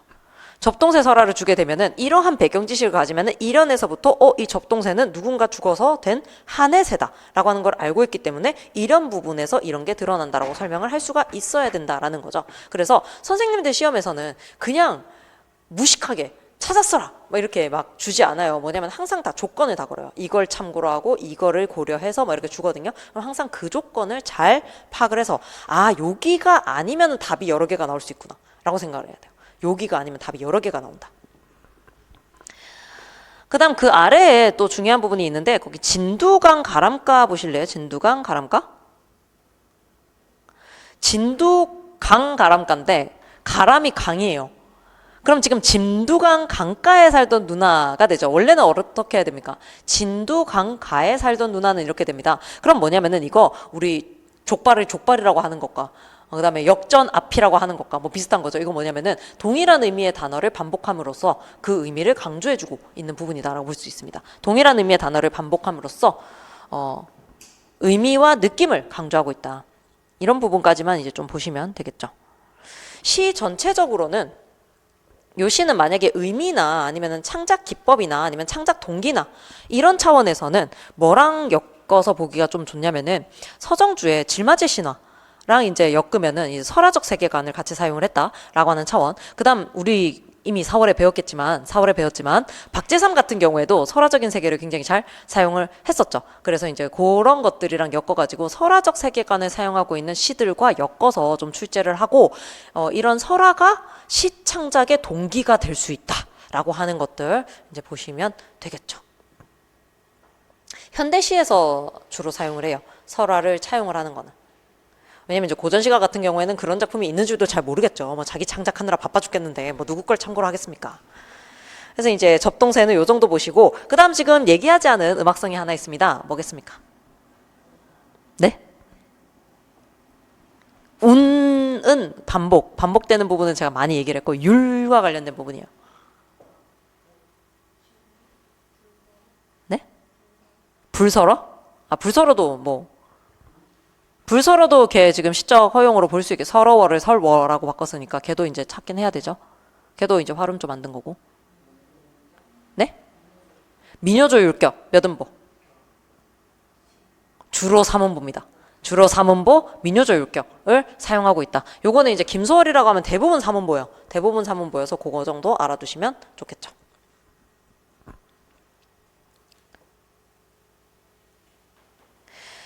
그 다음 이 시에서 이제 운율과 상관없이 출제를 하는 부분이 어디가 있냐면은 그러니까 제가 읊어드리는 부분들은 이제 문학자습서에서 특히 중요하다라고 생각하는 부분들이라서 선생님들께서 복습하실 때 문학자습서에서 이런 건 날렸구나. 그럼 왜 날렸지? 이런 것도 이제 고민해 보시고 그 답이 미진하고 좀 이해가 안 된다 싶으시면 질문을 하시면 돼요. 이거는 수업 시간에 설명을 안 하셨는데 내가 보기엔 좀 중요해 보인다. 근데 왜 설명 안 하셨냐? 이런 그에 대해서도 답을 해드릴게요. 그러니까 이제 질문을 하시면 돼요. 어느 부분이 좀 출제가 많이 되냐면은 거기 우리 누나는 보이세요? 우리 누나는 누나라고 불러버려 오불설어 시샘의 몸이 죽은 우리 누나는 보이시면 우리 누나 지금 뭐라고 하냐면 내 누나 아니고 뭐라고 하냐면 우리 누나라고 되는 거죠. 이런 거 지금 시에서 나올 때마다 초점을 많이 잡거든요. 뭐냐면은 개인의 어떤 체험을 개인의 정서적 체험을 뭐화시키고 있다. 보편화, 일반화시키고 있는 부분이다. 뭐를 가지고 우리라고 하는 명칭 그 수식어를 가지고 우리라고 하는 수식어를 가지고 표현을 한다. 그래서 개인의 한을 보편적 한의 정서로 끌어올리고 있다. 개인의 한을 보편적 한의 정서로 끌어올리고 있다. 그걸 이제 출제를 좀 해요. 그래서 이제 이런 것들 알아두시면 좋겠습니다. 그 내용이 지금 66페이지에 정리가 되어 있습니다. 흰책 66페이지에 보시면 김소월의 접동세에 정리가 되어 있는데요. 이 시는 우리 민족의 가장 보편적이며 전형적이라 할 수 있는 한의 정서를 주제로 하고 있다. 의붓딸에 대한 계모의 학대, 한을 지니고 죽은 혼의 접동세로의 환생 등 한이라는 주제를 표현하기 위해 고전설화에서 차용한 소재들 밑주십니다. 고전설화에서 차용한 소재들. 그래서 여기서 이제 추가 출제 포인트가 뭐다? 고전설화를 차용한 다른 작품들을 우리가 좀 알아놔야 되겠다. 근데 대표 작가 누구? 서정주, 그 다음에 박제삼 이렇게 보시면 되겠죠. 소재와 정서면에서 우리 문학의 전통을 충실히 계승하고 있다. 이 시의 화자는 2, 3연에서 접동세 얽혀인 누나의 이야기를 객관적으로 제시하다가 4, 5연에 이르러서는 자신의 주관적 감정을 표출하고 있다. 누나라고 불러보랴 오 불설어라는 식구를 통해 동생들에 대한 애틋한 그리움과 안타까움으로 저승해가지 못하고 접동세가 되어 떠도는 누나에 대한 애절한 정과 슬픔을 말하고 있는 것이다. 삼음보의 민요적 율격, 소박하고 향토색 짙은 시어, 애상적 어조 등을 통해 작품의 주제를 드러내고 있다. 특히 화름조 현상을 통해 새로 창조한 시어 아우랩이 불설어 오랩동생 같은 방언을 활용하여 한의 정서를 극대화하는 데 성공하고 있다라고 되어 있습니다. 그래서 이제 평안도 정주 지역 출생이죠. 김소월 같은 경우에. 그런데 그 정주 지역이 굉장히 많은 시인들이 탄생을 한 지역입니다. 그래서 이제 우리가 통일되면 제일 먼저 가봐야 되는 그런 지역이라고 할 수가 있겠죠. 자, 화자의 상황과 정서 보겠습니다. 오랩동생 중 하나인 화자는 깊은 밤에 접동새 울음소리를 듣고 그것이 의붓더미에 시샘을 받아 죽은 누이가 접동새로 환생하여 우는 소리라고 생각하며 누이를 그리워하고 있는 상황입니다. 이 시적 화자가 오랩동생 중에 한 명이다라는 것을 어디서 알 수 있느냐라고 하면은 거기 우리 누나는 이라고 하는 부분에서 알 수가 있다라는 거죠. 그런데 지금 사연에서 밑줄 쳐보시면은 거기 누나를 우리 누나로 표현하여 독자가 화자와 동일한 감정을 느끼게 하는 거죠. 거기에서 만약에 시샘이 몸이 죽은 내 누나는 이렇게 하면 뭐예요? 그래 너의 누나로구나 이렇게 생각이 들겠죠. 근데 시샘의 몸이 죽은 우리 누나는 이랬더니 우리 공동체 이러면서 이제 독자들이 훨씬 더 공감을 잘하게 된다라는 거예요. 그래서 아까 말했던 그 보편적인 한으로 끌어올렸다라고 하는데 이 우리 누나가 왜 기여를 하느냐라고 하는데 설명이 되는 거죠. 그래서 죽은 누나에 대한 그리움과 안타까움을 독자들이 고스란히 느끼게 하는데 우리 누나는이 영향을 미치고 있다. 자, 그럼 이 페이지에 이제 34번 2010년 1차 보도록 하겠습니다. 2010년 1차 34번입니다. 얘가 이제 뭐냐면은 산문시와 관련된 부분이죠. 까만 책에서는 28페이지 펼치시면 되고요. 28페이지 펼치시면 되고 그 다음에 흰 책에서는 76페이지 펼치시면 됩니다. 28페이지, 76페이지 펼치시면 돼요. 선생님 이거 한 권으로 철했으면 큰일 날 뻔했죠. 저도 진짜 고민했는데 이게 두 개 얇다 보니까 제가 한 권으로 이거 스프링 해버리려고 했거든요. 그랬으면 큰일 날 뻔했어요. 양쪽에 펼쳐놓고 막 해야 되는데. 자, 딱 보니까 지금 나에 뭐가 나와 있어요? 서정주의 신부 나와 있죠. 그래서 이게 이제 산문시예요. 그래서 서정주의 산문시 한번 보도록 하겠습니다.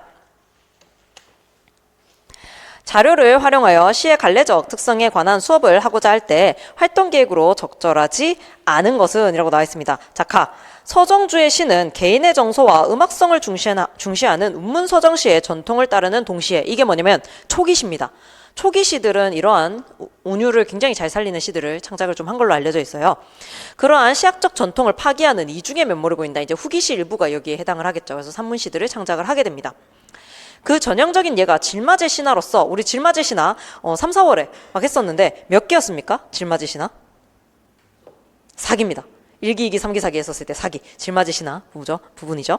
질맞의 신화로서 이 시집에서 그는 유년기의 기억을 신화적 서사로 재구성하여 산문시 형태로 표출한다. 그는 시의 언어 구사법이 딴 산문 문학의 그것과 근본적으로 다른 점은 그 언어 배치의 묘를 얻는 데 있다. 자, 보시죠. 언어 배치의 묘. 이게 지금 서정주가 생각하는 산문시가 갖추어야 될 요건이에요. 이게 없으면 산문일 뿐이다. 라는 얘기를 하는 거죠. 시답지 않은 산문시가 유행하는 현상을 비판한 바 있는데 질맞의 신화는 그러한 비판에 이은 그 나름의 답안 제시라고 할 수 있다. 그래서 나보시면 신부는 초록 저고리 다홍치마로 겨우 기민머리만 풀리운 채 신랑하고 첫날 밤을 아직 앉아 있었는데 신랑이 그만 오줌이 급해져서 냉큼 일어나 달려가는 바람에 옷자락이 문 돌적이에 걸렸습니다. 그것을 신랑은 생각이 또 급해서 제 신부가 음탕해서 그새를 못 참아서 지금 서서서 되고 있죠. 서서서 그새를 또 못 참아서 뒤에서 손으로 잡아 다리는 거라고 그렇게만 알곤 뒤도 안 돌아보고 나가버렸습니다. 문 돌적이에 걸린 옷자락이 찢어진 채로 오줌 누건 못 쓰겠다며 달아나 버렸습니다. 라고 되어 있습니다. 지금 뭐냐면 씁니다도 반복이 되고 있고 그 다음에 문장 자체가 조금 길게 서술이 되어 있어요. 길게 서술이 되어 있다 보니까 우리가 이거를 이야기 읽어주듯이 약간 리듬을 살리면서 읽어주게 되는 거죠. 그러니까 이제 산문시가 오히려 운문시보다 이 짧은 운문시들 있죠. 그거보다 훨씬 쓰기가 어렵다라고 평가를 해요. 그 이유는 이런 언어 배치의 묘를 굉장히 섬세하게 살려야 되기 때문에 훨씬 더 어렵다라는 이야기를 하는 거죠. 자, 그럼 1, 2, 3, 4, 5 나와 있는데요. 자, 보시면 1번 서정주의 초기시와 후기시를 비교하며 운문서정시가 근대성의 시적 발현이라는 점을 이해하게 한다라고 되어 있는데 운문서정시가 아니라 산문시가 되겠죠. 산문시가 근대성의 시적 발현이라는 점을 이해하게 한다. 그 다음에 서사무가와 기행가사 등을 예로 들어서 서정서사의 양식과 운문산문의 형식이 혼효된 갈래가 다양하게 존재함을 알게 한다. 그러면 이제 여기에 서사무가는 발휘대기나 이런 거예요. 발휘대기인데 그거까지는 우리가 출제되기가 쉽지 않다라고 봅니다. 왜냐하면 서사무가는 가르칠 의의가 별로 없다. 이건 아니에요. 이건 굉장히 문학적인 가치는 있거든요. 가치는 있는데 우리 애들한테 안 그래도 교과서가 부족해 죽겠는데 발휘대기까지 가르치기가 어렵다라는 거죠. 그래서 얘는 좀 안 실려 있어요. 근데 이제 기행가사는 최근에 우리 시험에서도 나왔었거든요. 그래서 일동장요가라든지 아니면은 뭐 연행가라든지 이런 게 있을 수 있습니다. 그러면 이제 이렇게 서정이랑 서사가 혼효된 것들을 엮어서 출제를 해볼 수도 있겠다. 이런 아이디어를 좀 얻는 거죠. 물론 확률은 굉장히 낮을 거다라는 생각은 듭니다.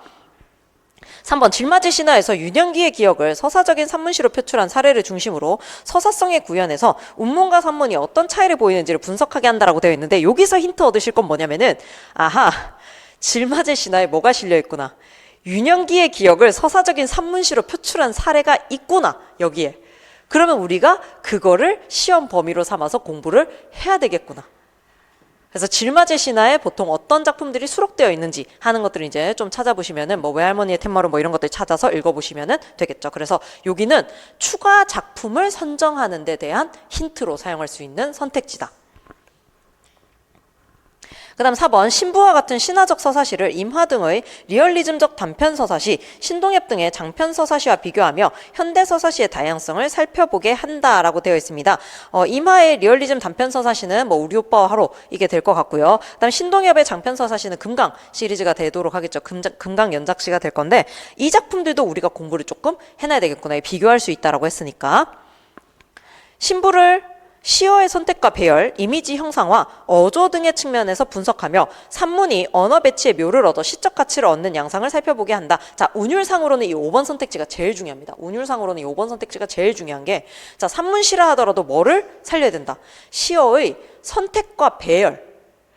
어느 정도 길이를 할 것인지, 그 다음에 이걸 앞에 둘 것인지 뒤에 둘 것인지, 어떤 단어를 쓸 것인지. 제가 그때 말씀드렸죠. 응아라고 하게 되면은 굉장히 부드러운 느낌을 주지만 똥이라고 하면 굉장히 강한 느낌을 준다라는 거예요. 그럼 여기서 내가 응아를 쓸 것인지 똥을 쓸 것인지 아니면 홍시를 쓸 것인지 땡감을 쓸 것인지 이런 거는 결정을 해야 되는 거죠. 그래서 시어의 선택과 배열. 그 다음에 이미지 형상화. 그래서 뭐 시각적 이미지를 사용을 하거나 아니면은 뭐 흰색과 빨간색의 색채 대비를 한다거나 이런 식으로 해서 뭔가 압축적인 시적 언어의 묘를 살려야 되겠다라고 하거나 아니면 어조 등의 측면에서 여기에서는 지금 어조가 씁니다라고 하는 구어체를 활용을 하고 있죠. 그래서 구어, 극존칭의 구어체를 활용을 하고 있는데요.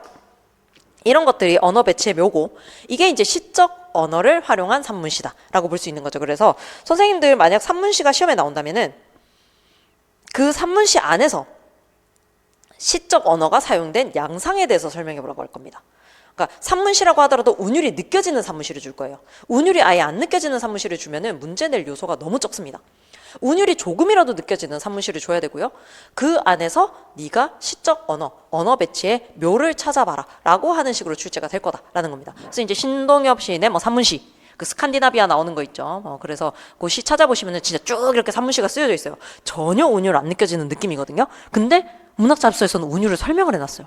그러면 약간 뒤통수 맞은 느낌으로 산문시는 진짜 섬세하게 운율을 살펴봐 줘야 되겠다. 이런 생각을 하시면 됩니다. 자, 시적 언어라고 하면 운율, 그 다음 뭐? 비유, 그 다음 상징, 그 다음에 압축미 이런 것들이 있다. 이런 것들을 다 시적 언어 배치의 묘라고 하는 거예요. 운율만 해당한다? Nope. 압축되어 있는 어떤 표현, 그 다음에 심상 이미지 사용하는 것들 모두 찾아내셔야 된다. 이렇게 생각하시면 되겠습니다. 자, 그 다음 김영랑님 2012년 1차 보도록 하겠습니다. 2012년 1차 35번이네요. 약간 35, 6, 7번대에서 운율이 좀 나오네요. 교재는 50페이지고요. 까만 책은 50페이지, 흰 책은 107페이지입니다. 까만 책은 50페이지, 흰 책은 107페이지인데 선생님들 지금 그냥 학습지로 보셔도 돼요. 책에다가 혹시 필기하고 싶으실까 봐 계속 페이지 불러드리는 거예요. 오늘은 35번만 볼 겁니다. 35번만 보고 거기 36번은 다음에 16번 할 때 봐야 돼요. 얘는 지금 학습활동이어서 교수학습 방법론에서 봐야 됩니다. 영랑. 제가 아까 말씀드린 것처럼 만약에 운율을 시험에 낸다라고 한다면 김영랑이 굉장히 유의미한 작가다라고 생각을 해두셔야 되고 그렇다면 선생님들 김영랑 시인을 공부할 때는 어떻게 해야 되겠다. 운율 생성 요소를 전부 다 메모를 해가지고 공부를 해두셔야 돼요. 김영랑은. 김영랑 공부하는 방법은 뭐다? 운율 생성 요소를 찾아서 공부를 하셔야 됩니다. 근데 문제는 뭐냐면 후기시는 그게 잘 안 찾아져요. 검은고랑 도굴차고는 그게 또 잘 안 찾아지거든요. 그래서 전기시와 후기시. 근데 그렇게 길게 살지도 않으셨는데 전기시와 후기시로 이렇게 나뉘어가지고 시작 활동을 하셨죠. 자, 35번 보시면은 위 작품에 대한 설명으로 적절하지 않은 것은 했는데 원제목도 나와 있죠. 그럼 원제목으로도 출제를 하겠다라는 겁니다. 자, 적절하지 않은 것은 개인보다는 집단적 향유에 잘 어울리는 전통시가 율격을 사용하였다. 자, 전통시가 율격에 동그라미 해보시고 전통시가 율격이라고 하면은 뭐겠습니까? 삼음보, 사음보 그리고 후렴구가 있다든지 이거 뭐 선우창 방식으로 불러야 되는 거죠. 이런 거가 있겠죠. 그런데 이 작품 한번 읽어보겠습니다. 내 마음에 어딘 듯 한편의 끝없는 요 끝없는 이 아래로 내려오는 게 훨씬 더 좋아요. 내 마음에 어딘 듯 한편에 끝없는 강물이 흐르네. 돋쳐오르는 아침 날빛이 빤질한 의결을 돋우네. 가슴엔 듯 눈엔 듯 또 핏줄엔 듯 마음이 도른도른 숨어있는 곳. 내 마음에 어딘 듯 한편에 끝없는 강물이 흐르네. 이렇게 돼요. 사실은 얘 사문보는 맞아요. 이거 원래 나눠지는 거는 사문보는 맞아요. 김영랑이. 근데 요 1번이 적절하지 않은 걸로 답이거든요. 왜 이게 1번이 틀렸냐면은 개인보다는 집단적 향유에 잘 어울리는 이라는 표현이 틀린 거예요. 왜냐하면 김영랑 자체가 이미 동인지 시대 이후에 창작을 했기 때문에 개인의 어떤 창작을 더 존중하는 시대에 창작을 했다라는 겁니다. 그러면 이제 집단성을 존중하는 거는 사실 카프 이 정도가 등장을 한 상황이고 그 이후에 거의 모든 시인들이 자기 개인의 어떤 정서를 촉발하기 위해서 창작을 했다라고 봐야 되거든요.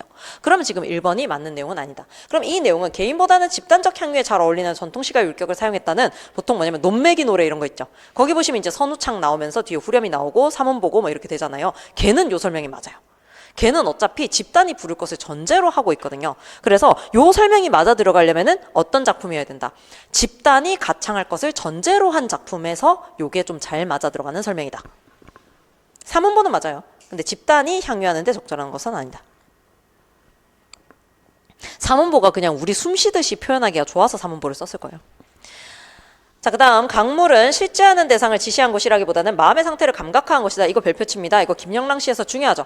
김영랑 시의 특히 초기 시들은 무엇을 형성하기 위해서 창작을 했다라고 보통 이야기를 하냐면 자신의 마음, 내적 상태, 순수한 내면을 표현하기 위해서 창작을 했다라고 이야기를 많이 해요. 그러다 보니까 이제 그 시문학파의 대표 작가가 김영랑이잖아요. 그 자신의 순수한 내면을 드러내기 위해서 아름다운 언어를 조탁했다라고 이야기를 하죠. 언어적 조탁이라고 하는 표현이 시문학파를 얘기하는 대표적인 표현이다라고 보시면 되겠습니다. 이게 이제 김영랑 초기 시의 대표적인 설명이에요. 그 다음 3번 시의 원제목은 작품의 착상이 구체적 사물에 대한 경험에서 비롯되었음을 시사한다라고 되어 있죠. 자, 동백잎에 빛나는 마음인데요. 이게 지금 동백잎에 햇빛이 반짝반짝하고 그 다음에 이제 물결이 그 아래 쫄쫄쫄 이렇게 흘러가고 이런 모습을 보면서 내가 창작했다라고 하는 게 원제목에 드러나는 거예요. 동백잎에 빛나는 마음. 그렇기 때문에 지금 요 설명은 맞다라는 거죠. 만약에 지금 선생님들 원제목이 이렇게 설명이 안 된다. 나는 이거 모르겠다 이런 생각이 들면은 그냥 이걸 받아들이시는 게 맞아요. 원제목은 이거였고 그렇기 때문에 김영랑은 이 동백잎과 관련된 어떤 정서적 체험이 있었는데 그것을 시로 형성한 게 뭐다? 끝없는 강물이 흐르네였다. 근데 원제목에서는 이걸 알 수가 있는데 끝없는 강물이 흐르네라고 하는 것은 자신의 마음의 상태에 좀 더 집중을 해서 제목을 바꾼 것일 것이다. 이렇게 이제 생각을 해야 되는 거죠. 원제목까지 뭐 출제를 하진 않겠지만 요 내용을 이제 스몰 지식으로 알아두시면 되겠죠. 이제 뭐 소개팅 같은 데 가면 얘기해 주세요. 혹시 끝없는 강물이 흐르네 원제목 아시나요? 그러면서 동백잎에 빛나는 마음인데요. 얘기를 하시면은 상대방이 국어 국문학 가면 되게 좋아할 거예요. 국어 국문학 가면. 아니요. 남편은 본인 하고 싶은 얘기 하게 놔둬요. 알아서. 그럼 되게 즐거워하고, 그 다음에 이제, 학교에서 무슨 일 있었냐, 뭐 이런 거 보통 물어보고. 근데 예전에 이제 제가 이제 소개팅을 어떤 분이랑 해본 적이 있냐면은, 이 컴퓨터 엔지니어. 해본 적이 있었어요. 소프트웨어 이거 하시는 분이 있었는데, 그분은 이제 제가 이제 국어 교사다 뭐 이렇게 하니까 전혀 기대가 없으셨던 거예요. 왜냐하면 자기가 업무를 하는 분야가 너무 특수하고 사람들이 잘 이해를 못 하잖아요. 그러니까 나와서 그냥 제 얘기나 들어주고 뭐 그냥 사는 얘기나 좀 하고 그냥 뭐 그래야지 뭐 좀 분위기 좋게 이렇게 했는데 제가 그 당시에 너무 심심해서 그리고 이제 그때 고3들 가르칠 때 그 비문학 지문에 뭐 신러닝, 딥러닝이 나왔어요. 그래갖고 이제 제가 뭐 신러닝, 딥러닝 책을 2권인가 읽었던 상황이었거든요. 근데 그분이 하고 있는 업무가 딥러닝이었던 거예요. 그래갖고 이제 둘이 거의 전공자 대화처럼 막 얘기를 하면서 뭐 최근에 이런 시스템에 대해서 어떻게 생각하는지 뭐 이렇게 됐거든요. 정말 뜻깊은 시간이었고 애프터는 없었습니다. 약간 그 컴퓨터에 대한 스몰 지식이 굉장히 많이 라지 지식으로 바뀌었다. 빅 지식, 헤비 지식으로 바뀌었다. 그 정도밖에 없어요.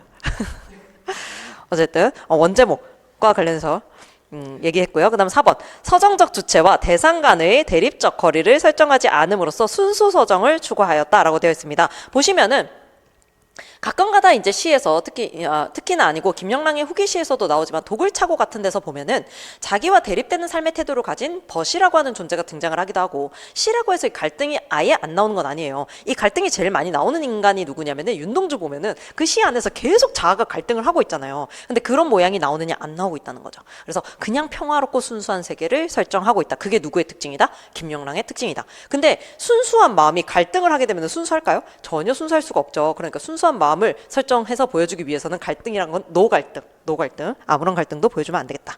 5번, 소리의 미묘한 음악적 효과들을 활용하여 평화롭고 아름다운 내면의 시적 체면을 세계를 드러내었다라고 되어 있는데요. 이 5번이 우리 운율에서는 제일 중요하다라고 볼 수 있겠죠. 그러면 이 시에서는 어떤 부분에서 운율이 드러나느냐 하면, 일단 첫 번째, 선생님들 거기에 보시면은 도른도른 보이세요? 도른도른? 얘도 지금 같은 단어 반복하고 있는 거죠. 그래서 으태어 사용을 하고 있고요. 도른도른 으태어 사용을 하고 있고, 그 다음에 거기 은결을 도도네라고 되어 있는데, 얘가 나중에는 도도네로 바뀌어요. 도도네. 그런데 요게 이제 같은 양성모음 사용을 하려고 했다. 양성모음을 중첩했다. 이렇게 얘기를 하고요. 그 다음에 이제 요 끝없는 강물이 흐르네는 대표적으로 운율 부분 설명할 때 나오는 게 뭐냐면 울림소리의 반복입니다. 울림소리의 반복. 이건 김영랑 씨면은 그냥 울림소리의 반복 딱 적어 놓으면은 거의 다 맞아요. 그래서 울림소리가 반복이 되고 있고요. 그 다음 요 시는 수미상관까지 쓰셔야 돼요. 수미상관. 수미상관은 운율에도 영향을 미치고요. 주제를 강조하는 데도 영향을 미치죠. 똑같아요. 수미상관, 수미상응, 수미상응, 수미상관 다 똑같습니다. 똑같습니다. 별 차이 없어요. 별 차이 없고 똑같아요, 그냥.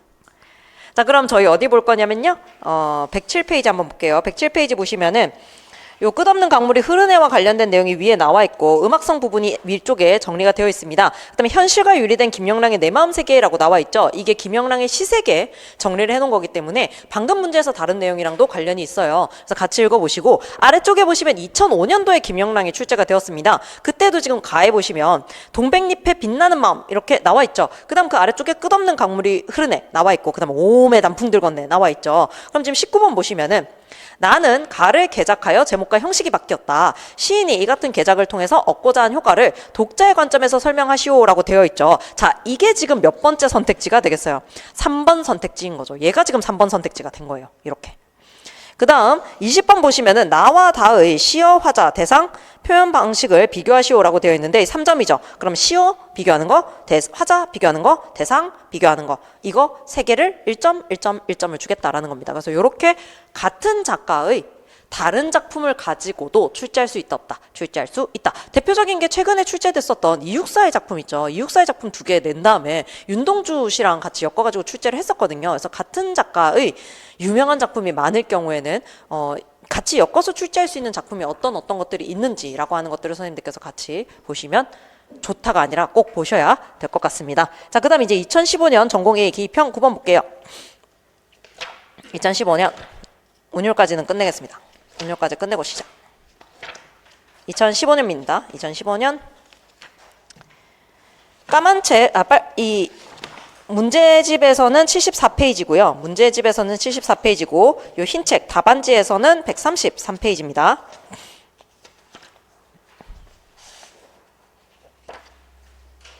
여기 행가리가 나오는 거예요. 다음은 내용과 형식의 관계를 고려하여 작품을 이해하고 감상한다라는 학습 목표를 구현하기 위해 집필 중인 교과서의 일부이다. 이 집필 중인 교과서가 나오는 게 교육과정 바뀔 때 좀 이런 게 출제가 될 수가 있어요. 왜냐면 진짜 새로운 교과서가 나와야 되고 그 중에 일부를 가지고 와서 출제를 이제 하면 되거든요. 그래서 이제 지금이 위험해. 내년에 지금 문학 교과서 나오잖아요. 위험해요. 이게 조금 그렇다라는 생각이 듭니다. 목표활동 구안을 위한 집필자들의 토의 과정에서 보기에 기억, 니은에 들어갈 말을 순서대로 쓰시오라고 되어 있습니다. 산요와 나와 있고요. 시의 운율이 갖는 효과죠. 그러니까 진짜 운율에 대해서만 물어보겠다라는 거예요. 활동 1의 세부활동 1로는 끊어읽기를 통해 음보율을 파악하는 활동이 제일 먼저 제시되어야 하겠지요. 근데 끊어읽기를 통해 음보율을 파악하는 게, 이게 끊어읽기가 음보율이죠. 동일한 얘기예요. 그럼 몇 음보예요? 3음보 얘기죠. 3음보가 이제 민요율격이고 전통시 율격을 계승했다라고 봐야 되는 거고, 그러면 세부활동 2에서 음보율과 시의 의미 사이의 관계를 다루는 것이 좋지 않을까요? 가령 사내 사내 같은 표현은 무엇을 통해 음보율 실현의 변화를 줌으로써 대상의 고립감을 부각시킨 것으로 볼 수 있어요 라고 되어 있죠. 여기에 뭐가 들어갈지는 모르겠으나 이것이 음보율 실현의 변화를 주었네요. 자, 그럼 여기에 뭐를 넣어야 되겠습니까? 여기 지금 뭐라고 쓰시겠습니까? 얘 지금 행간걸침 쓰시면 안 되는 게 여기예요. 얘는 지금 행가리 또는 행바꿈이라고 쓰셨어야 되는 부분이다. 그래서 사내 사내를 끊었죠. 이 끊어서 음보율을 변화를 줬다는 거예요. 원래는 음보라고 하면은 보통 한 시행 안에서 읽는 거거든요. 근데 이게 한 줄로 이어지지가 않고 어떻게 됐습니까? 다음 행으로 넘겨버렸잖아요. 그래서 행가리 또는 행바꿈이라고 쓰셨어야 되는 게 여기입니다. 이거는 행간걸침으로 쓰셨으면 아마 틀렸다라고 했을 부분이에요. 자, 그런데 여기서 이제 우리가 줍줍해야 되는 건 뭐겠습니까? 아, 행갈이라고 하는 것이 이런 효과가 있구나. 첫 번째 뭐다? 음보율 실현에 변화를 주는구나. 그 다음 두 번째, 산요화에서는 뭐를 강조하는구나? 대상의 고립감을 부각시키고 있구나. 자, 그러면은 이걸 이제 서술형으로 바꾸면 이래요. 여기서 사용된 시적 표현의 무엇인지 쓰고 그 효과를 서술하시오. 이렇게 되는 거예요. 그러면 그 효과는 뭐다? 대상의 고립감을 부각시킨다. 이게 효과가 되는 거고, 여기에서 사용된 시적 표현 방법은 뭐다? 행가리 또는 행바꿈이라고 쓰셔야 되는 상황이다 라는 거죠. 금방 서술형 문항으로 바꿀 수가 있죠. 그래서 이렇게 바꿔서 연습을 하셔야 됩니다. 이 문제뿐만이 아니라 선생님들 그 문학사습서 있죠. 거기에 행가리 또는 행바꿈 또는 행간걸침 치시면은 작품 거의 많이 안 나와요. 많이 안 나오고 진짜 일부가 나오거든요. 그래서 그 작품들을 이렇게 연습을 해보는 거예요. 어떤 효과가 발생했는지, 그 다음에 화자의 의도가 무엇인지 이런 것들 설명하는 문제를 만드시면 되죠. 활동 2는 형태상의 특징을 중심으로 내용과 형식의 관계에 주목하는 활동이 좋을 것 같습니다. 이 시는 구조를 알아야 되네요. 무슨 구조를 통해 완벽한 균재미를 얻고 있어서 자연의 조화로운 원리와 잘 어울리는 것 같아요 라고 되어 있는데, 이게 산유화 공부를 했으면 되게 쉬운 부분이거든요. 이거 뭐냐면 수미쌍관 부분입니다. 수미쌍관 부분인데 이게 수미쌍관이 되면서 제일 처음에는 꽃 피내로 시작을 했다가 맨 마지막이 꽃 진해로 끝이 나죠. 그래서 이게 자연의 순환을 드러낸다라고 이야기를 해요. 그래서 자연의 어떤 흐름과 상응하는 구조를 보이고 있다라고 문학잡서에서 설명을 항상 하고 있는 부분입니다. 그래서 공부 조금만 했으면은 좀 쉽게 풀 수 있었을 부분이긴 하죠. 자, 133페이지를 보시면 거기 설명이 나와 있는데 어디를 좀 잘 보셔야 되냐면, 오늘은 운율과 관련된 부분이기 때문에 가운데 이 시의 운율 형성 요소를 보셔야 됩니다. 운율 형성 요소 보시면은 4개의 연이 모두 종결음이 내로 끝난다. 이걸 이제 뭐라고 하냐면 각운이라고 볼 수도 있겠죠. 각운 마지막에 삼음보가 각연에 2번 나타나며 삼음보를 한행, 두행, 세행 등으로 다양하게 배열하고 있다. 첫 연과 마지막 연이 같은 구조로 되어 있으며 2연과 3연은 시행의 길이가 대칭을 이루고 있다. 이 자세히 안 보면 전혀 느껴지지 않지만 대칭을 이루고 있어요. 그렇죠? 데칼코마니처럼 접히는 거죠. 그다음 산에는 꽃이 피네, 갈봄 여름 없이 산에서 꽃이 지네 등의 시어 또는 식구가 반복되고 있다. 그래서 반복과 변형, 변이 이런 식으로 운율을 만들어내고 있다. 위에 보시면은 두 번째 문단을 보시면은 거기 1연과 4연은 피네 진해의 차이만 있을 뿐 시어의 배열이 동일하고라고 나와 있는 부분 보이시죠? 그래서 여기가 지금 자연의 순환을 드러내고 있다라고 하는 부분이기 때문에 이 부분 선생님들이 읽어주시면 될 것 같아요. 피네진의 차이만 있을 뿐 시어 및 배열이 동일하고 2연과 3연은 형태상 대칭을 이루고 있다. 또한 각연의 삼음보가 2번씩 나타나는 것을 기본으로 하고 있지만 음보의 배열에 변화를 주어 형식의 고정성에서 벗어나고 있다. 이와 같은 반복과 대칭의 구조는, 거기 밑줄 치셔야 되겠죠. 반복과 대칭의 구조는 작품 전반에 안정감을 주며 자연의 순환이라는 내용과 유기적 연관을 맺고 있다. 여기 그래서 사실은 양심적으로 얘기하자면 거기에 반복과 대칭이라고 써도 맞기는 해요. 근데 그 당시에 다들 수미상관, 수미쌍응을 썼었을 겁니다. 그래서 반복과 대칭이 아니라 그게 답으로 인정받고 있는 상황인 거죠. 그래서 이제 거기에 제가 옆에다가 메모를 해놓은 건 뭐냐면은 행가리와 행간걸침을 구별을 해야 된다라고 하는 걸 제가 메모를 해놨는데, 사전적 정의를 한번 설명을 해드릴게요. 사전적 정의는 뭐냐면은, 사전적 정의는 행간걸침은 앞행의 끝 구절이 다음 행에 걸쳐 있는 식구라고 되어 있습니다. 행간걸침은 앞행의 끝 구절이 다음 행에 걸쳐 있는 식구다라는 거고, 행가리는 사전에서는 뭐를 얘기하냐면 행의 비정상적 분절을 얘기한다. 행의 비정상적 분절을 주로 얘기하는 것으로 나타나 있습니다. 그래서 행의 비정상적 분절. 운율과 관련된 마지막 문제예요. 운율과 관련된 마지막 문제 4페이지 보겠습니다. 2024년 전공 B 서술형입니다. 2024년 전공 B 서술형.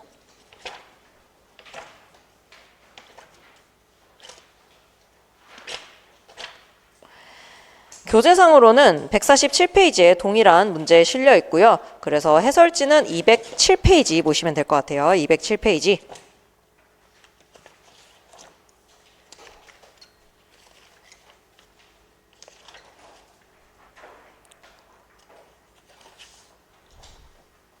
한민복 시인의 박수 소리는 그 어디에도 해설이 없습니다. 근데 이걸 또 제가 해설을 해갖고 여기 실어놓기에는 위험 부담이. 저도 공신력을 기대고 싶은 마음이. 자, 보시죠. 2024년 전공 B 서술형입니다. 다음을 읽고 교수학습의 흐름을 고려하여 교사의 지도 내용을 작성 방법에 따라 서술하시오라고 되어 있습니다. 자, 작성 방법을 보시면은 니은을 고려하여, 니은이 뭐냐면 지금 행과 연의 배치를 통한 휴지에 활용되어 있죠. 그 다음 디귿을 보시면 휴지를 나타내는 표지를 사용 나와 있죠. 그래서 휴지의 동그라미를 보시면은 이전에는 무엇을 사용함으로써 운율이 만들어지는데 집중을 했던 거예요. 근데 이제는 어디에도 집중을 한다. 휴지, 쉬는 것을 어디에 둘 것이냐에 따라서 운율이 만들어지는 것에도 집중을 하는데 이 쉬는 지점을 억지로 만드는 행위가 뭐일 수 있다. 행위 중에 하나가 뭐다? 행갈입니다. 이 휴지를 일부러 강제로 만들어내는 방법 중에 하나가 행갈이다. 그래서 행갈이가 출제될 확률이 있다라는, 다시 또 출제될 확률이 있다라고 보는 거죠. 자, 니은을 고려하여 가의 시행 배열상의 특징을 쓰고 기억을 시상 전개상 변화로 볼 수 있는 이유를 이미지의 종류 측면에서 서술할 것. 이거 출제자가 진짜 고민 많이 했을 거예요. 원래는 작성 방법 어떻게 나왔을 가능성이 높냐면요. 기억을 시상 전개상 변화로 볼 수 있는 이유를 서술할 것. 이렇게만 줬을 겁니다. 처음에는 이렇게만 줬을 거예요. 그런데 한참 보다 보니까 애들이 이상하게 쓰면 어떡하지? 약간 이게 진짜 고민이 되는 거죠. 채점을 못하면 어떡하지? 아니면 다 빵점 나오면은 이 문제를 낼 필요가 없지 않았나 이런 생각이 들었을 거예요. 그래서 힌트로 뭐를 줬다? 이미지의 종류 측면에서 이렇게 줬을 거예요. 그럼 선생님들께서 집중하셔야 되는 거는 요 부분이에요. 자, 이제 출제자가 추가했을 것 같은 조건이 정답을 서술하는데 핵심 포인트다라고 생각을 하시고 그 부분에 집중을 하셔서 쓰셔야 되는 거예요. 자, 작성 방법 두 번째, 디귿과 리을을 참고하여 A에서 두드러지는 형식상의 특징과 화자의 정서를 각각 서술할 것이라고 되어 있습니다. 디귿과 리을을 참고해야 되네요. 휴지를 나타내는 표지를 사용하여. 인데, 자, 휴지를 나타내는 표지 하면 우리가 생각하기에 일단 첫 번째 뭐가 떠올라요? 쉼표. 쉼표. 그리고 하나 더 뭐냐면은 마침표거든요. 그래서 쉼표와 마침표를 얘기를 하면 돼요. 그럼 여기에서 쉼표랑 마침표가 어떻게 적절하게 사용이 되었는가? 많이 사용이 되었는가? 이런 거를 쓰시면 된다라는 거죠. 그거 쓰시고, 그다음에 리을, 축하의 의미와 구별되는 박수 소리가 되는 거거든요. 그러면은 형식상의 특징, 이게 지금 조건을 잘 보셔야 되는 게, 볼게요. 디귿과 리을을 참고하여라고 되어 있죠. 요거 조건 잘 보셔야 돼요. 참고하여 뭐 A에 두드러지는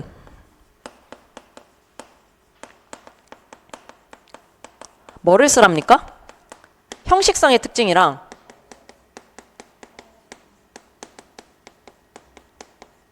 화자의 정서를 서술할 것이라고 되어 있죠. 맞나요? 이렇게 되어 있잖아요. 그럼 이거 마치 뭐처럼 느껴지냐면 디귿을 고려해서 형식상 특징 써야 되고 화자의 정서 써야 되고 그다음에 리을을 고려해가지고 형식상 특징 써야 되고 화자의 정서 써야 되고 이런 것처럼 해석이 될 수가 있는 조건이에요. 얘가 지금. 근데 원래는 어떻게 쓰시는 게 맞냐면은 얘가 원래는 디귿을 가지고 뭐를 쓰고 형식상 특징만 쓰시고요. 리을을 가지고 뭐만 쓰고 화자의 정서만 쓰는 게 맞다라는 거죠. 그래서 약간 지금 조건이 조금 불친절하게 서술이 되어 있기는 해요. 원래는 이제 어떻게 서술해주면 훨씬 더 깔끔하냐면요. 디귿을 참고하여 A에 두드러지는 형식상의 특징을 서술하고 리을을 참고하여 A에서 두드러지는 화자의 정서를 서술할 것. 이렇게 쓰면 오해가 없어요. 그런데 자기가 그렇게 써놓고 보니까 작성 방법이 몇 줄이었을 것 같습니까? 3줄인 거예요. 근데 위에도 지금 작성 방법이 몇 줄이죠? 3줄이죠. 둘 다 3줄짜리 작성 방법이 본인이 느끼기에는 살짝 부담스러웠을 수 있을 것 같아요. 그래서 딱 봤더니 어디가 공통됩니까? A에서 두드러지는이 공통되는 거죠. 그러니까 얘를 쭉 앞으로 빼버린 거죠. 그렇게 되면서 오해를 살 수 있는 조건이 나오게 되는 거예요. 이거 이렇게 안 읽힐 것 같느냐? 시험 날에는 온갖 상상력을 발휘하기 때문에 이렇게 읽으세요. 그러니까 선생님들께서 조건을 꼼꼼하게 읽고 딱 원하는 바만 서술해 주시는 것이 맞다. 그럼 선생님 솔직히 말하면은 디귿을 가지고 형식상의 특징 써놨고요. 물론 뒤에 화자의 정서가 나와 있긴 하지만 리을을 가지고 제가 화자의 정서 썼거든요. 물론 앞에 형식상의 특징이 나와 있긴 하지만 그럼 사실 맞는 거 아닙니까? 맞게 해줄 수도 있어요. 근데 문제는 뭐냐면 선생님이 이상한 소리를 거기 너무 많이 써놨기 때문에 채점자들이 선생님의 답안을 읽기가 너무 힘들어지고 답을 스쳐 지나갈 수 있게 된다라는 거죠. 그리고 그렇게 쓰시게 되면은 선생님들 뭐가 필요하냐면 30cm 자가 필요해요. 답안을 가로로 세로로 나눠가지고 쓰고 싶으신 마음이 막 들 거거든요. 그래서 안 돼요. 원래 그 답안이 남아야 돼요. 그 줄이 하나 정도 남아야 됩니다. 3줄 안에서 끝낸다라고 보시면 돼요. 답안은. 그렇게 생각하시면 됩니다. 자, 그러면은 요거 예시 답안 한번 볼게요. 가의 시행 배열상의 특징은 늦은 저녁 때 오는 눈발은 무엇의 분비다와 같은 유사한 통사 구조를 반복하면서 이 시행 배열상의 특징을 써야 된다라고 했잖아요. 그러니까 유사한 통사 구조를 반복하고 있다라고 하는 것을 쓴 거죠. 그 다음에 지금 행과 연의 배치니까 요거 행의 배치를 쓴 거죠. 그 다음 휴지의 활용을 써야 되기 때문에 통사 구조를 반복하면서 행과 행 사이에 휴지를 활용한다는 점이다. 이 휴지라는 단어가 꼭 들어가 주긴 해야 되는 거예요. 답안을 쓸 때. 행과 행 사이에. 그러니까 휴지가 어디 있느냐를 자세히 보셔야 돼요. 자세히 보신 다음에 휴지가 안 보이시죠? 그럼 이제 행이 끝난 다음에 휴지가 있겠거니 라고 생각을 하시면서 쓰시긴 하셔야 됩니다. 왜? 조건 니은에 보시면은 휴지의 활용이 나와 있기 때문에 휴지에 대한 언급이 있어야 돼요. 자, 그 다음 이제 기억의 시상전개 변화상으로 볼 수 있는 거, 기억은 1, 2 사연이 눈발이 내리는 공간적 특성을 시각적으로 드러낸 것과 달리, 자, 시각적의 동그라미를 치시고 이미지의 종류 반드시 언급을 해주셔야 되고요. 다른 거요. 그 다음 염을 써는 소리의 분비다와 같이 청각적 이미지를 제시하였으므로 시상전개상 변화로 볼 수 있다. 청각적 이미지 반드시 쓰셨어야 됐다. 요게 이제 포인트 지점이에요. 다른 부분이 약간 희미하게 이상하게 써졌더라도 요 포인트 지점은 정확하게 쓰셨어야 됐다.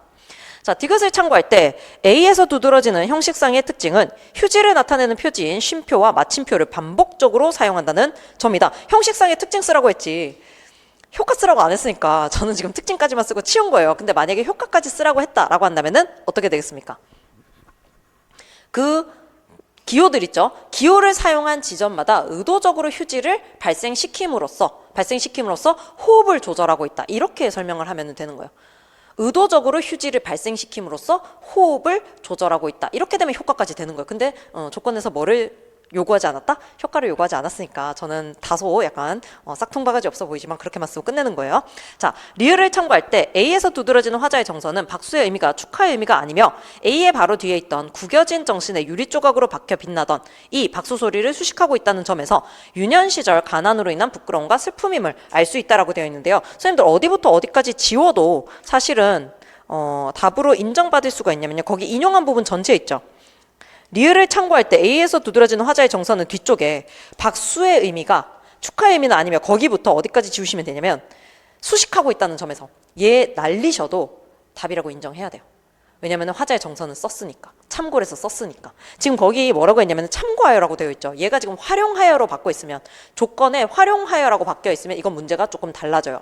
활용해라라고 하면은 인용을 하셔야 됩니다. 웬만하면 인용을 하셔야 되고 그게 안전해요. 근데 지금 뭐라고 나와 있냐면 고려하여 참고하여라고 나와 있죠. 이럴 경우에는 인용을 안 하셔도 문제가 되지 않습니다. 그래서 고려하여 참고하여일 때는 진짜 딱 요구하는 것만 간단하게 쓰시고 답안을 마무리하셔도 답으로 인정받아요. 그래서 선생님들 그런 거 좀 생각을 하셔가지고 쓰셔야 됩니다. 그럼 우리가 주의해야 될 건 뭐냐면은 고려하여 참고하여가 낫네. 아싸. 그냥 짧게 써야지. 이게 문제가 아니라 활용하여 인용하여가 나오면은 무조건 인용해야 되겠다라고 기억하는 게 훨씬 중요하다라는 얘기가 되겠죠.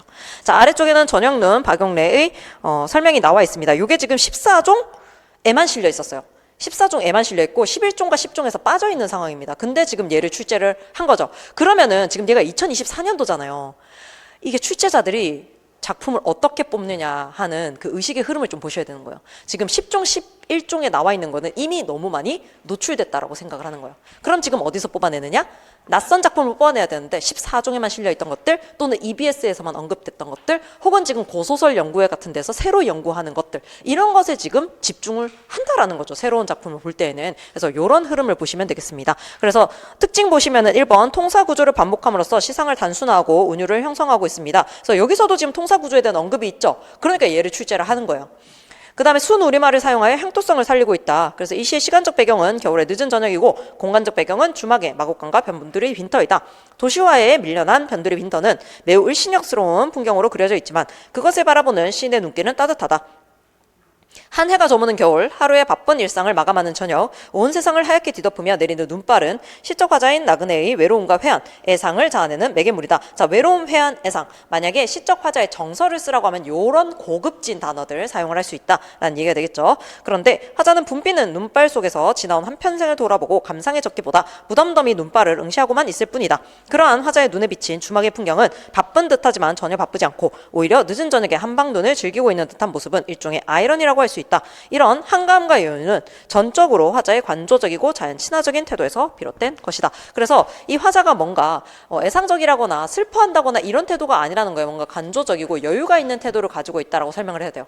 근데 이 작품을 보고 그렇게 설명할 수 있겠느냐라고 하는, 그렇게 할 수 있어야 된다라는 얘기가 되겠죠. 자, 여기까지가 운율이고 저희가 심상 들어가기 전에 잠깐 쉴 텐데요. 지금이 47분이어서 저희가 55분부터 시작하도록 하겠습니다.